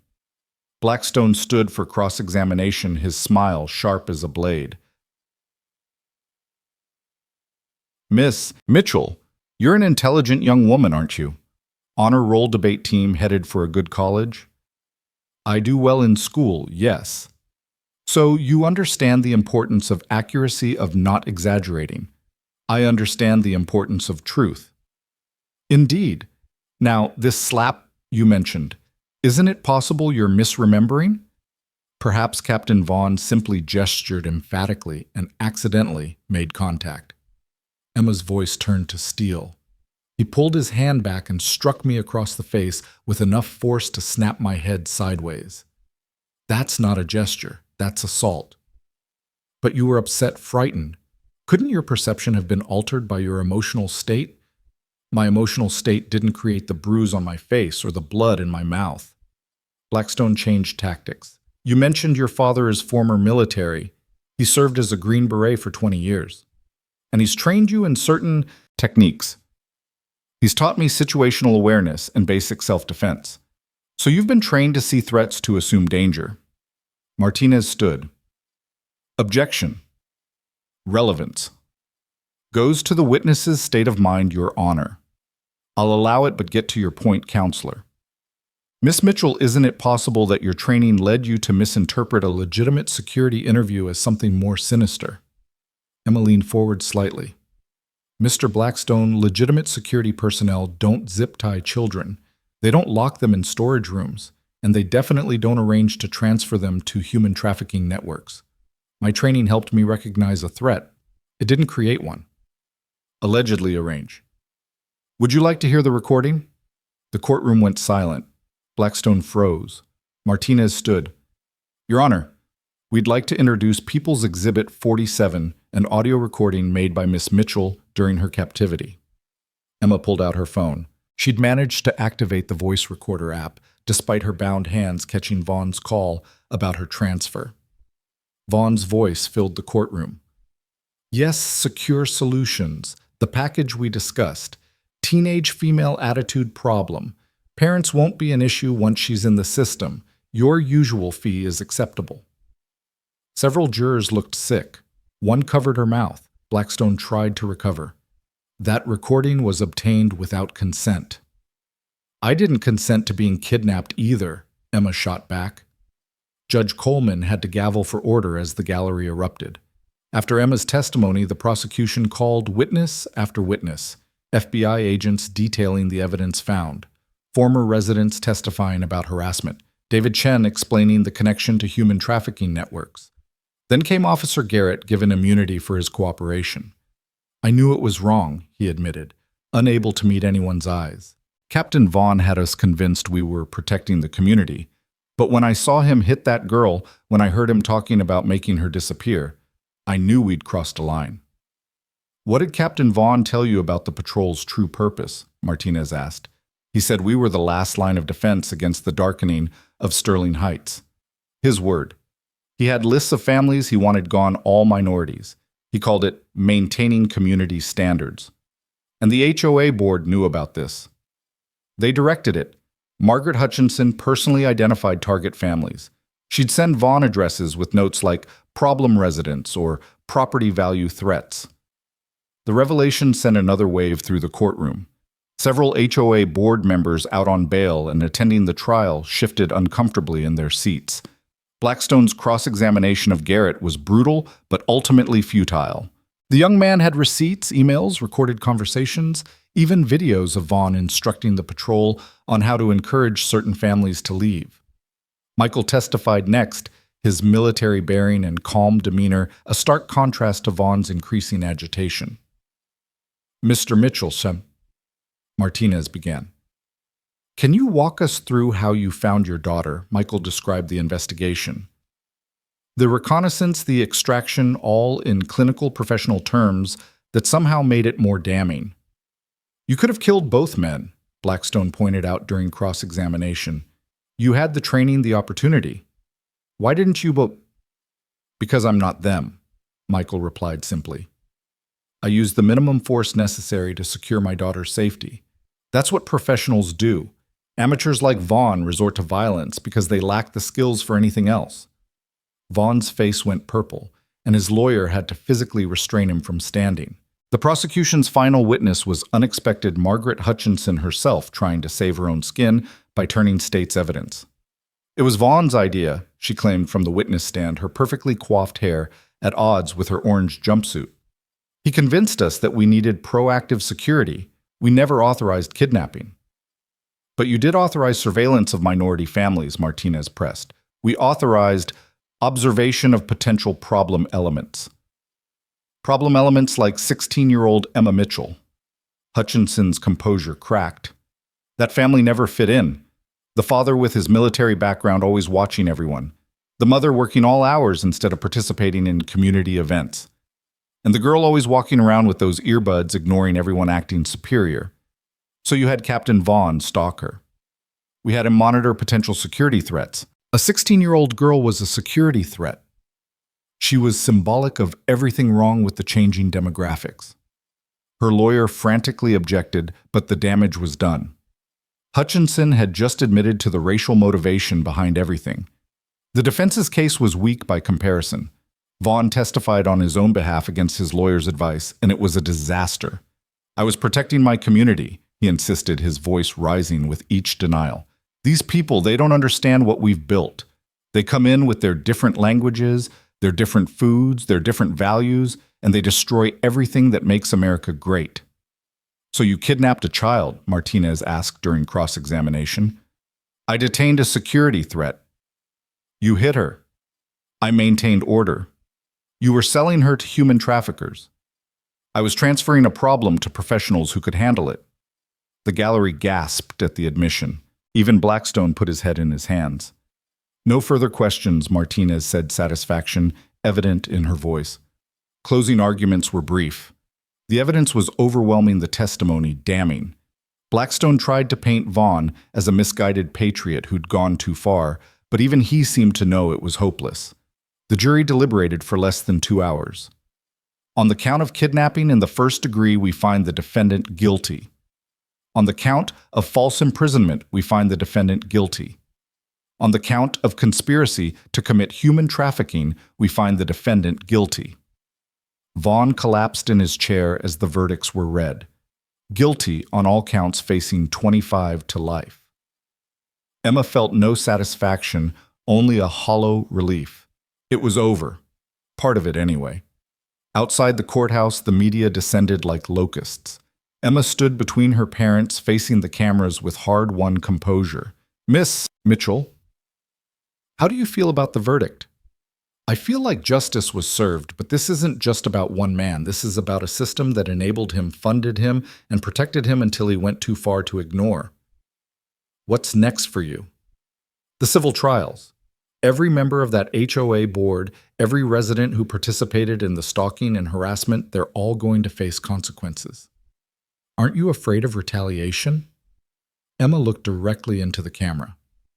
I was afraid when they took me. I was afraid when they locked me in that room, but I'm not afraid anymore. They showed me what happens when fear wins. Now I'm going to show them what happens when courage does. The civil trials began a month later. The Mitchell family, joined by 17 other families, filed a class action suit against the HOA board, the city of Sterling Heights, and various individuals who'd participated in the discrimination. The discovery phase was revealing. Financial records showed the HOA had spent over $400, 000 on Vaughn's patrol money that should have gone to community improvements. Email chains revealed a coordinated campaign to drive out minority families through selective enforcement of bylaws. One email from Margaret Hutchinson to Vaughn read, "The Sharma family on Maple Street has relatives visiting. Brown, probably Indian. Find a violation. Any violation. I want them fined by Monday." Another from board member Robert Dalton. "The new black family on Oak has a teenager who plays basketball in the driveway. Noise violation. Property damage, be creative." Emma read through them all, building a comprehensive picture of systemic discrimination disguised as community management. "This is RICO-level corruption," their lawyer Sandra Kim said during a strategy meeting. "We're not just talking about damages, we're talking about criminal conspiracy." The depositions were brutal. Emma watched as former neighbors were forced to confront their actions under oath. Harold Brennan sweating through his expensive suit. "I may have mentioned to Captain Vaughn that certain families seemed suspicious, but I never told him to stalk anyone." "You filed 37 complaints about the Patel family in 6 months," Sandra countered. "What was suspicious about them?" "They had a lot of visitors. Family members for religious holidays. I didn't know that at the time. Did you try to find out, or did you just assume the brown people were up to something? Brennan's lawyer objected, but the point was made. The city tried to claim immunity, arguing they couldn't be held responsible for the HOA's actions. But Emma had done her homework, finding city council minutes where officials had been briefed on the patrol's activities and chosen to do nothing. The city had a duty to protect all its residents, Sandra argued in court. Instead, they turned a blind eye to a discriminatory enforcement scheme because it was keeping certain neighborhoods desirable. The judge agreed, allowing the case to proceed against the city. As the civil trials progressed, Sterling Heights continued to transform. The old guard was selling and leaving, unable to face the shame and legal consequences. New families moved in, diverse, younger, attracted by falling property values and the promise of a reformed community. Raj Patel's father won a seat on the new community council, along with 2 black members, a Latino member and an Asian woman. Their first act was to pass a resolution condemning the previous HOA's actions and establishing a fund for families who'd been driven out. Emma attended every council meeting, watching democracy actually work for once. But the threats hadn't stopped. They'd just gotten smarter. Emma's college applications were mysteriously delayed. Her mother's medical practice faced a sudden influx of spurious malpractice complaints. Michael's consulting contracts began drying up without explanation. "They're trying to destroy us financially," Michael said, reviewing their mounting legal bills. "Death by 1,000 cuts." "Then we cut back," Emma said. "I'll defer college for a year, get a job." "Absolutely not," Sarah interrupted. "You're going to college. We'll mortgage the house if we have to." "You shouldn't have to." "This is what they want," Michael said firmly. "They want you to give up your future to fight their battles. We won't let that happen." Help came from unexpected sources. A civil rights organization offered to cover their legal fees.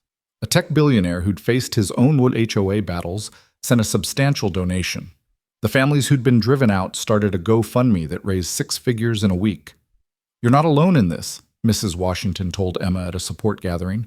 "What happened to you happened to all of us, just more dramatically. You're our voice now." The pressure was immense. Emma found herself unable to eat, unable to sleep, jumping at shadows. The therapy helped, but the trauma was deep. "I see him sometimes," she admitted to her therapist. "Vaughn. Even though he's in prison, I see him on street corners, in cars behind me, in stores." "That's normal," Dr. Lindsay assured her. "Your brain is trying to protect you by staying hypervigilant. It will fade with time." "What if it doesn't?" "Then we'll deal with that too." "Healing isn't linear, Emma. Some days will be harder than others." One of those hard days came when Emma had to face Margaret Hutchinson in the civil trial. Hutchinson, out on bail pending her criminal trial, sat across from Emma in the deposition room, her lawyer beside her. "You destroyed our community," Hutchinson said before the questioning even began. "No," Emma replied calmly. "You destroyed it when you turned it into a whites-only club. I just exposed what it had become. We had standards. We had values. You had prejudice dressed up as propriety." Sandra began the formal questioning, but Hutchinson couldn't help herself, interrupting constantly to attack Emma personally. "This girl is a liar. She's been trained by her militant father to destroy traditional American communities." "Mrs. Hutchinson, please answer the questions asked," the court reporter said wearily. "She's the real criminal here. She and her family are terrorists." Sandra leaned forward. "Mrs. Hutchinson, are you aware that calling a minor a terrorist in a recorded deposition could be considered defamation?" That shut her up, but her eyes burned with hatred every time she looked at Emma. The deposition revealed more than expected. Hutchinson admitted to keeping detailed files on every minority family in Sterling Heights, including photos taken without consent, financial information obtained through illegal means, and personal details gathered through surveillance. "I was protecting property values," she insisted. "By stalking children," Sandra pressed. "By maintaining community standards. White standards.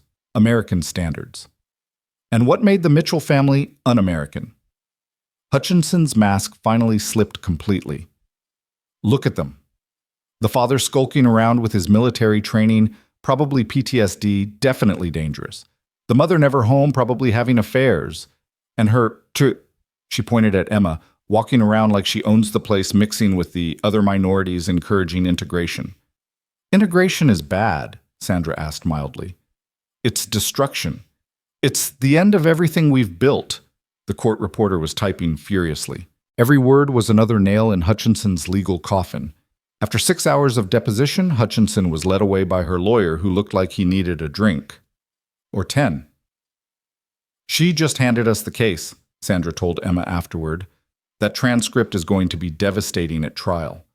But Emma felt no victory, just exhaustion and a deep sadness for the fear that drove people like Hutchinson to such extremes. The criminal trial for the HOA board members began in January. 7 defendants, all facing federal charges ranging from conspiracy to civil rights violations to fraud. Emma testified again, as did dozens of other victims. The prosecution presented a devastating case: financial records, emails, recorded conversations, and surveillance materials that painted a picture of systematic discrimination orchestrated at the highest levels of community leadership. Margaret Hutchinson took the stand in her own defense and promptly destroyed any chance of acquittal. We were at war, she declared. The demographics were changing. Property values were threatened. Our way of life was under assault. We did what any patriots would do. We defended our territory. By targeting children, the prosecutor asked, by any means necessary. Her own lawyer looked ready to sink through the floor. The jury deliberated for 3 days. Guilty verdicts across the board.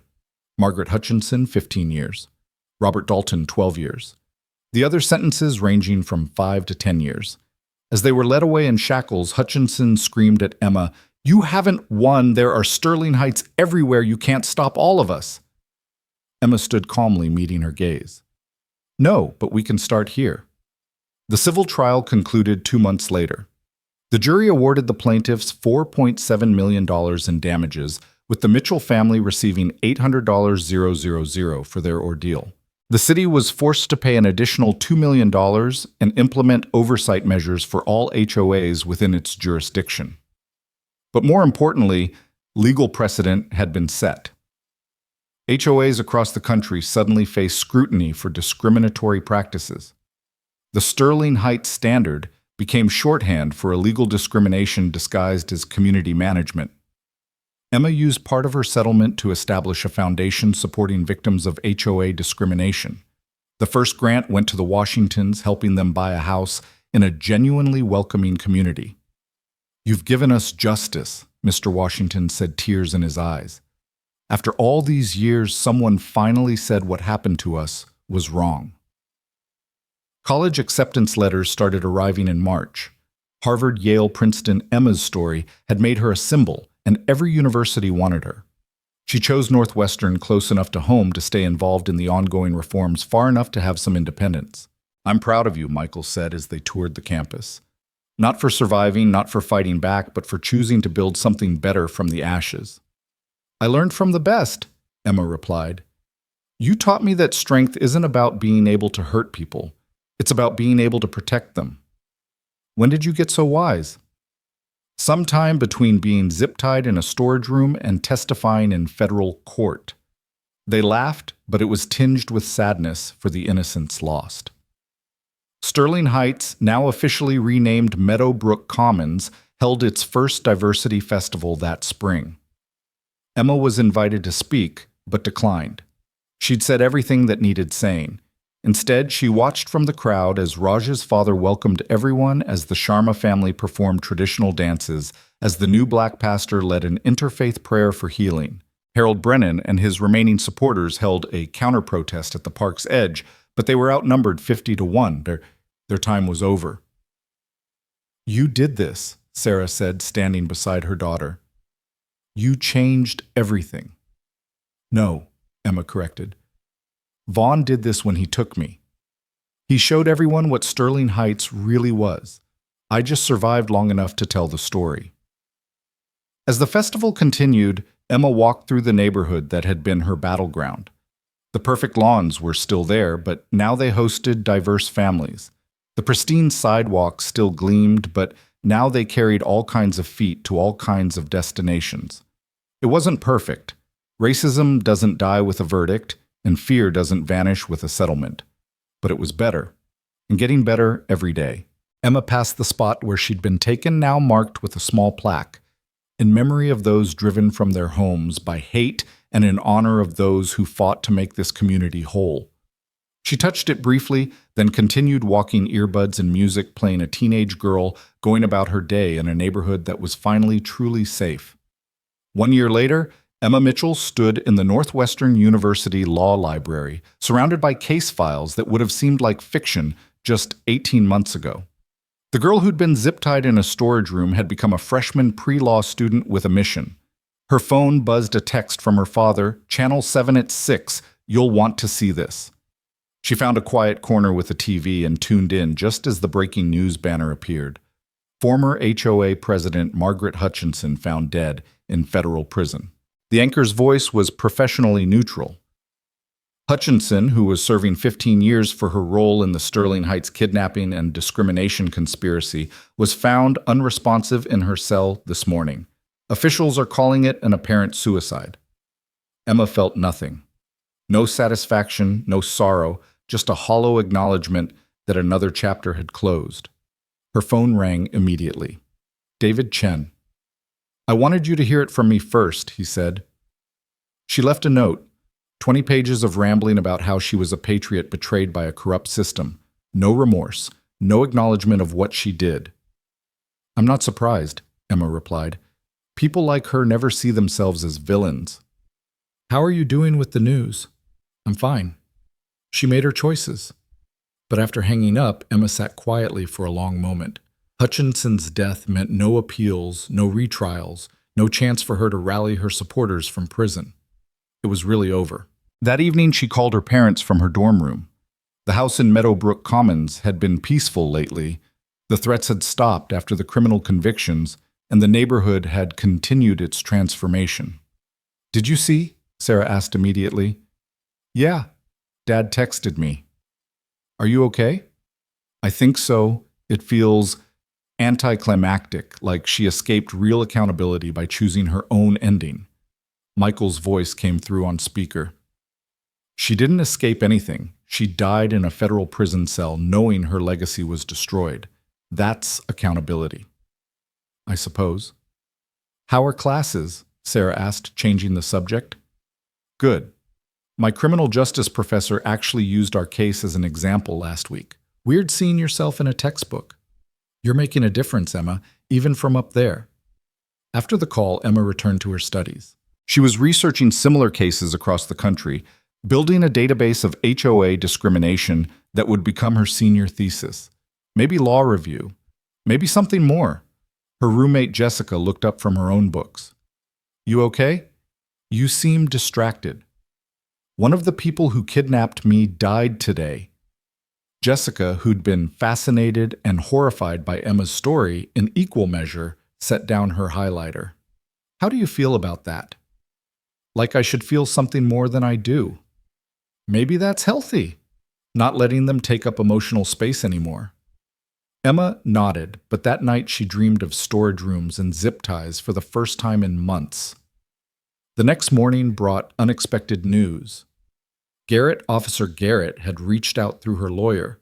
He wanted to meet to apologize properly. Emma debated for days before agreeing. They met at a coffee shop halfway between Northwestern and Meadowbrook Commons neutral territory. Garrett looked different, younger somehow, though he'd aged.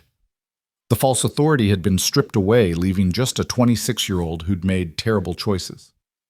"Thank you for seeing me," he began nervously, turning his coffee cup. "I know I don't deserve your time." "Why now?" Emma asked directly. "I've been in therapy. Real therapy, not the court-mandated stuff. I needed to understand how I became someone who could stand by while a child was kidnapped. And I was weak. I wanted to belong to something, to have power, to matter. Vaughn offered that, and I was willing to ignore my conscience for it." Emma studied him. "You helped in the end. That matters." "Does it?" "I only helped when it was clear things had gone too far. But things had been too far for months, years maybe. I watched them harass families, stalk teenagers, abuse their fake authority, and I said nothing." "What do you want from me? Forgiveness?" "No. Garrett said quickly. "I don't deserve that. I just wanted you to know that I understand what I did, what I allowed, and that I'm trying to be better." "How?" "I'm in school now, social work. I want to help kids who are vulnerable to people like Vaughn, or people like I was." Emma considered this. "Good luck with that." She left without shaking his hand, but she didn't slam the door either. Some bridges could be partially rebuilt, even if they'd never bear the same weight again. Back in Meadowbrook Commons, the transformation continued. The new community council had implemented radical transparency. All meetings streamed online, all finances public, all decisions voted on by residents. Raj Patel's father, now council president, had instituted monthly Truth and Reconciliation meetings where longtime residents could address the harm done during the HOA years. Michael attended one while Emma was home for spring break. Harold Brennan stood at the microphone, looking diminished. His son had been arrested for the threatening messages to the Mitchells, and his wife had left him. His law practice had collapsed. He was a broken man. "I was wrong," he said simply. "I let fear and prejudice guide my actions. I participated in a system that hurt innocent people. I'm sorry." The apology felt hollow to Emma, who watched from the back, but she recognized its necessity. The community needed these confessions, these acknowledgments to heal. After the meeting, Mrs. Chen approached her. The woman who'd watched Emma's kidnapping from behind her curtains had become one of the most vocal advocates for reform. "I'll never forgive myself for not helping you that day," she said. "But I've tried to make amends. I've testified in every trial, provided evidence against the board. Is it enough?" "It's something," Emma replied. "That has to count." That night, Emma found her father in his office reviewing security footage. Old habits died hard. "Anything concerning?" she asked. "No, just watching, making sure we're really safe." "We are Dad. Vaughn's in prison for life. Hutchinson's dead. The rest are locked up. It's over." "Is it? There are still people out there who think they were heroes, who think we destroyed something good." "There always will be, but they don't have power anymore." Michael turned from the monitors. "I'm proud of you, you know.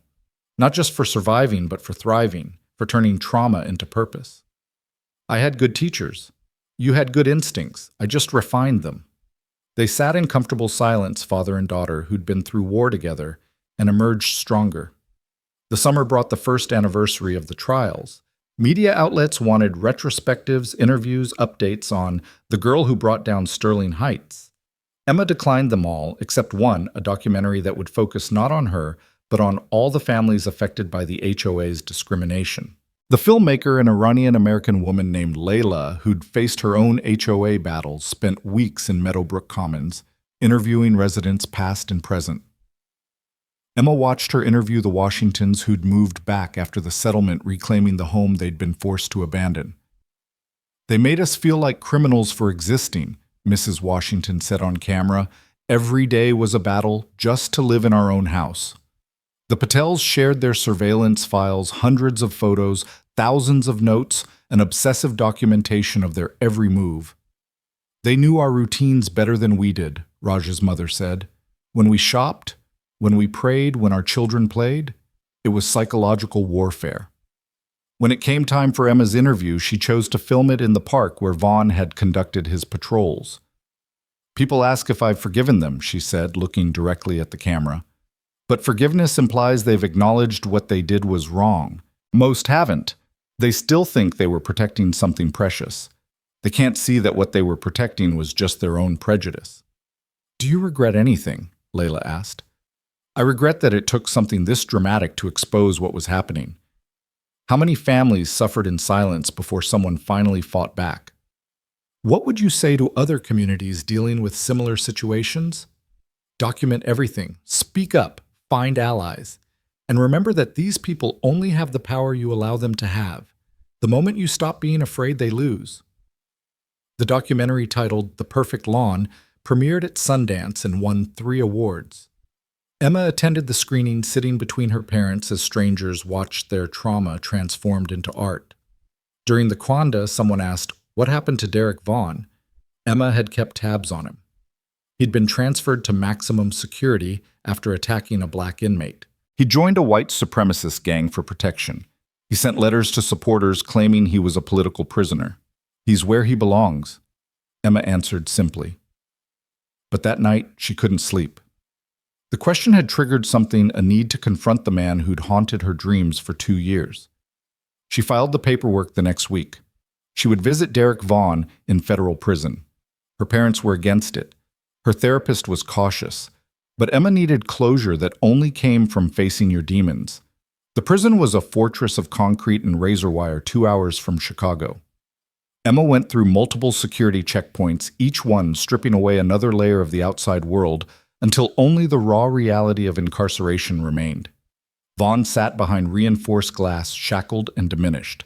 Prison had not been kind. He'd lost weight, gained scars, developed a twitch in his left eye. He stared at her with undisguised hatred. Come to gloat. His voice was rougher than she remembered. Come to understand, Emma replied calmly. I need to know why. Why you destroyed everything, and you want to know why. You destroyed yourself. I just survived it. Vaughn leaned forward, chains rattling.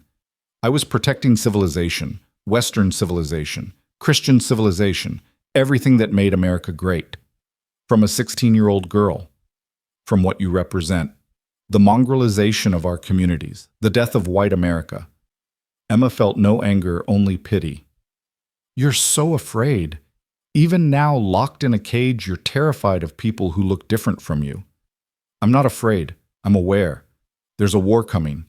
Race war. And people like me, people like you already lost. Emma interrupted. You're in prison. Your followers are scattered. Your ideology is dying. Every day America becomes more diverse, more integrated, more everything you feared, and there's nothing you can do to stop it. Vaughn's face went purple. You little... I'm done here, Emma said, standing. I wanted to see if there was any humanity left in you, any recognition of what you did. There isn't. You're just a frightened old man who destroyed his life over a fantasy. As she walked away, Vaughn screamed, They'll remember me as a hero, a martyr. You'll be forgotten. Emma didn't look back. Outside the prison, she sat in her car for a long moment processing. Vaughn was broken, irredeemable, lost to his delusions. But she was free, really, truly free. Her phone rang. Raj Patel. Em, you need to see this. Check your email. She opened the message to find a news link. Network of HOA discrimination exposed across 6 states. The article detailed how Emma's database, now published online, had led to investigations in dozens of communities. 3 more HOA boards had been indicted. Civil rights lawsuits were proliferating. You did this, Raj said when she called him back. Your research, your documentation. It's spreading. Good, Emma said. Let them all fall. Senior year brought law school applications and difficult decisions. Harvard wanted her. So did Yale, Stanford, Chicago. But Emma surprised everyone by choosing Howard University. I want to study civil rights law where it matters most, she explained to her parents, where the history is lived, not just taught. Michael understood immediately. Sarah took longer to accept it, worried about her daughter being so far from home. She's not that frightened girl in the storage room anymore, Michael reminded his wife. She's a warrior. She'll be fine. The night before leaving for law school, Emma walked through Meadowbrook Commons one last time. The neighborhood had stabilized into something genuinely diverse and welcoming. The Sharma family's Diwali decorations brightened one street. The Johnsons' grandson played basketball with the Patel kids. The new black pastor chatted with the Iranian dentist who'd just moved in. It wasn't perfect. Prejudice doesn't die easily, and some longtime residents still harbored resentments. But it was honest now, the hatred forced into the open where it could be challenged instead of festering behind HOA bylaws. Emma stopped at the memorial plaque, running her fingers over the words. Tomorrow, she'd leave for a new chapter. But this place, this battle, would always be part of her. Thank you, a voice said behind her. She turned to find a woman she didn't recognize, Latino, probably mid-30s, holding a toddler. We just moved here, the woman explained. We heard about what happened, what you did. We wouldn't have felt safe moving to a place like this before. But now knowing people fought to make it better, to make it real, thank you. Emma didn't know what to say, so she just nodded. The woman smiled and continued her walk, her child babbling happily in the evening air. This was the victory. Not the verdicts or settlements, but this family's feeling safe to exist in spaces that had been denied to them. Law school was everything Emma had hoped, and more. She threw herself into civil rights law, constitutional theory, criminal justice reform. Her thesis on HOA discrimination as a form of state-sanctioned segregation won the Law Review's award for Best Student Paper. She interned with the Southern Poverty Law Center, working on cases eerily similar to her own. Communities across the South using HOAs and neighborhood watches to maintain racial segregation decades after it became illegal. "You're the Emma Mitchell," one client asked during a consultation. "The Sterling Heights girl." "I'm a law student now," Emma corrected gently. "Here to help with your case." But the reputation followed her. Open doors created opportunities. She testified before Congress about HOA reform. She consulted with the Justice Department on civil rights investigations. She became what Vaughn had accused her of being, an activist dismantling discriminatory systems. Michael and Sarah visited monthly, watching their daughter transform from victim to advocate to leader. "She's going to change the world," Sarah said during one visit, watching Emma lead a study group on constitutional law. "She already has," Michael replied. 5 years after her kidnapping, Emma returned to Meadowbrook Commons for a special occasion. The community was dedicating a new community center built where the old HOA offices had stood. They'd asked her to speak at the dedication. She'd initially declined, then reconsidered. This needed to be said. Standing before hundreds of residents, old and new, Emma looked out at faces that had become familiar through conflict and reconciliation. 5 years ago, I was taken from these streets by men who thought fear gave them power. They were wrong. Fear gave them nothing but prison sentences and destroyed lives. She paused, meeting Harold Brennan's eyes in the crowd. He'd returned after serving 6 months for conspiracy, a broken but perhaps redeemed man. "But we can't just blame them. Everyone who stayed silent, who looked away, who chose comfort over conscience, we all built the system that enabled them." Mrs. Chen nodded, tears on her cheeks. "The question isn't whether we've learned from Sterling Heights. It's whether we'll remember the lesson when the next Vaughn appears. Because there will be another. There always is. Someone who promises safety through surveillance, community, through conformity, peace, through persecution." She looked at the young families, the children who would grow up in this reformed space. When that happens, remember, these real communities don't need walls. They don't need patrols. They don't need to document their neighbors' every move. Real communities need courage, the courage to accept difference, to challenge authority, to stand up for those who can't stand for themselves. The applause was subdued but genuine. This wasn't a celebration. It was a commitment. After the ceremony, Emma stood with her parents at the spot where she'd been taken. The perfect lawn was now a community garden, messy and vital and real. "Any regrets?" Michael asked. "None," Emma replied. "Every scar was worth it if it prevents another family from going through what we did." And Vaughn. "He'll die in prison believing he was right, but his ideas will die with him. That's enough." Sarah took her daughter's hand. "You've become everything they feared, strong, educated, unafraid." And unashamed, Emma added. "They wanted me to disappear, to be silent, to accept my place. Instead, I became their reckoning." As they walked back to their car, passing the diverse families who now called Meadowbrook Commons home, Emma's phone buzzed. Another community reaching out, another HOA exposed, another battle to fight. She smiled. The work was never done, but that was okay. Every victory mattered. Every family protected counted. Every Vaughn exposed and prosecuted made the world a little safer. The girl who'd been zip-tied in a storage room had become something more than a survivor. She'd become a guardian, watching over communities that didn't even know they needed protecting yet. Derek Vaughn had been right about one thing: there was a war. But it wasn't the race war he'd fantasized about. It was a war between fear and hope, prejudice and acceptance, the past and the future. And Emma Mitchell was winning it one courtroom at a time. 10 years later, attorney Emma Mitchell stood before the Supreme Court arguing for federal oversight of all HOAs to prevent discrimination. In the gallery sat her parents, aged but proud. Michael's hair had gone completely gray. Sarah's face showed lines earned through years of worry and joy. Your Honors. Emma began, her voice carrying the authority of someone who'd lived the issue she was arguing. We cannot allow private organizations to exercise governmental power without governmental accountability. What happened in Sterling Heights wasn't an anomaly. It was the inevitable result of unchecked authority. Justice Chen. No relation to David, leaned forward. Counselor Mitchell, aren't you asking us to interfere with private property rights? I'm asking you to recognize that when private organizations exercise public functions, when they can levy fines, enforce rules, even authorize security forces, they must be bound by the same constitutional limitations as any government entity. But these are voluntary associations, Justice Williams countered. People choose to live in HOA communities. Emma had prepared for this. Your Honor, in many parts of America, particularly suburbs, there is no choice. Over 70% of new construction is in HOA-governed communities. When private organizations control the majority of available housing, voluntary becomes meaningless. She thought of Vaughn, dead now, 3 years from a prison fight he'd instigated. She thought of Hutchinson choosing death over accountability. She thought of all the families still fighting their own Sterling Heights. The Constitution doesn't stop at the gates of a planned community, Emma continued. Equal protection under law doesn't end where HOA bylaws begin.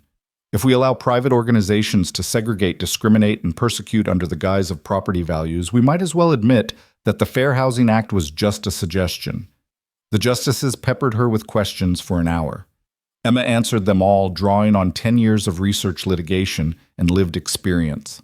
As she left the courthouse, reporters surrounded her. Miss Mitchell, how do you rate your chances? I'm optimistic. The court understands that civil rights can't be circumvented through private organizations. What would 16-year-old Emma think of you arguing before the Supreme Court? Emma paused, considering.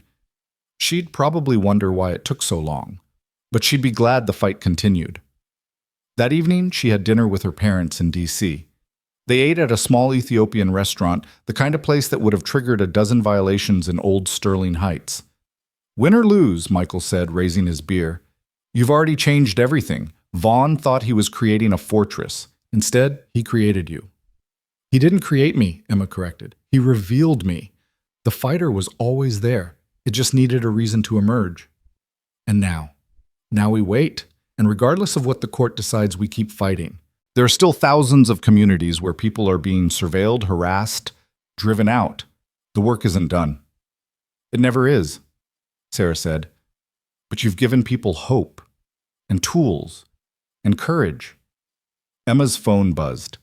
A text from Raj, now a civil rights lawyer himself.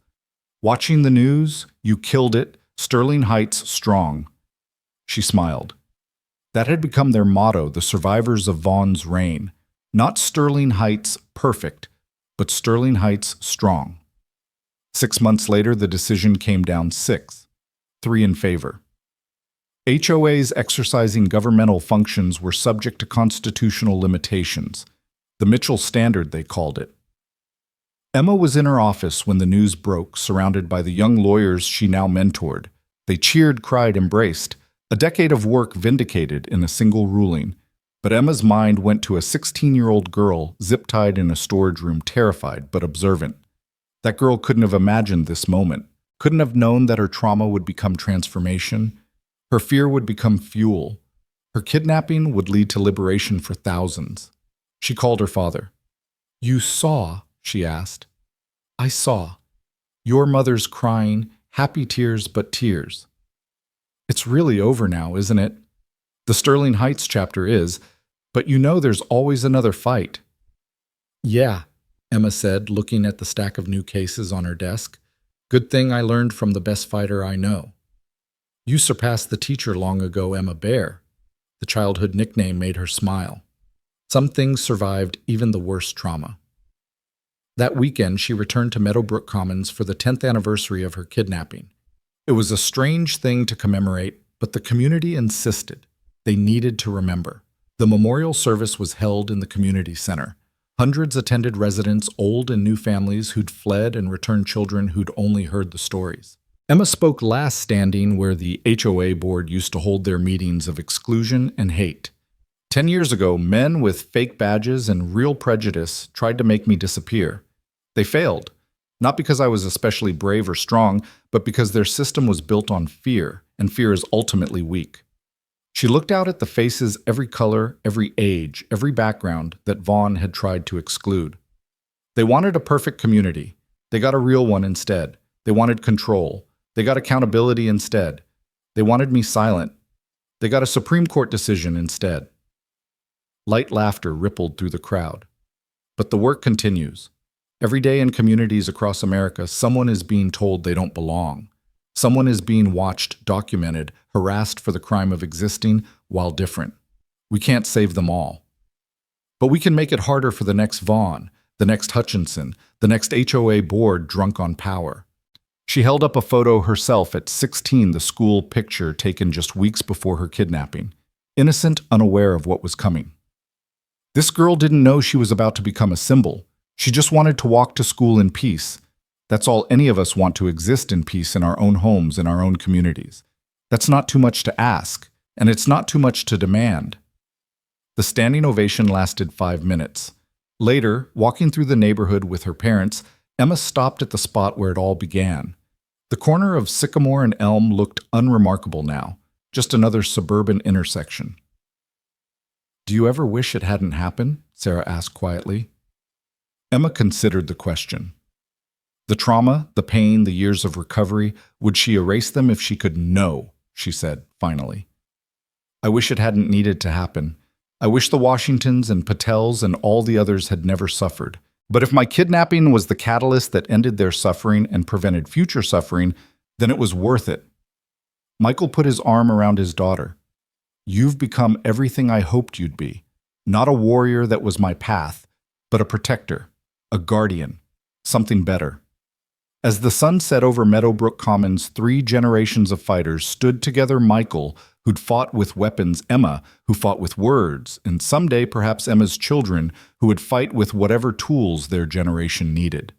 The white SUVs were gone, the fake badges destroyed, the storage rooms converted to community spaces. But vigilance remained.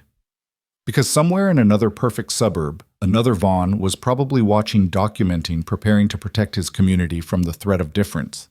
And when he made his move, Emma Mitchell would be ready. The girl from the storage room had become the guardian at the gates, ensuring that never again would fear masquerade as safety prejudice, as protection, or kidnapping as community service. Sterling Heights had fallen. But from its ashes, something stronger had risen. Something real.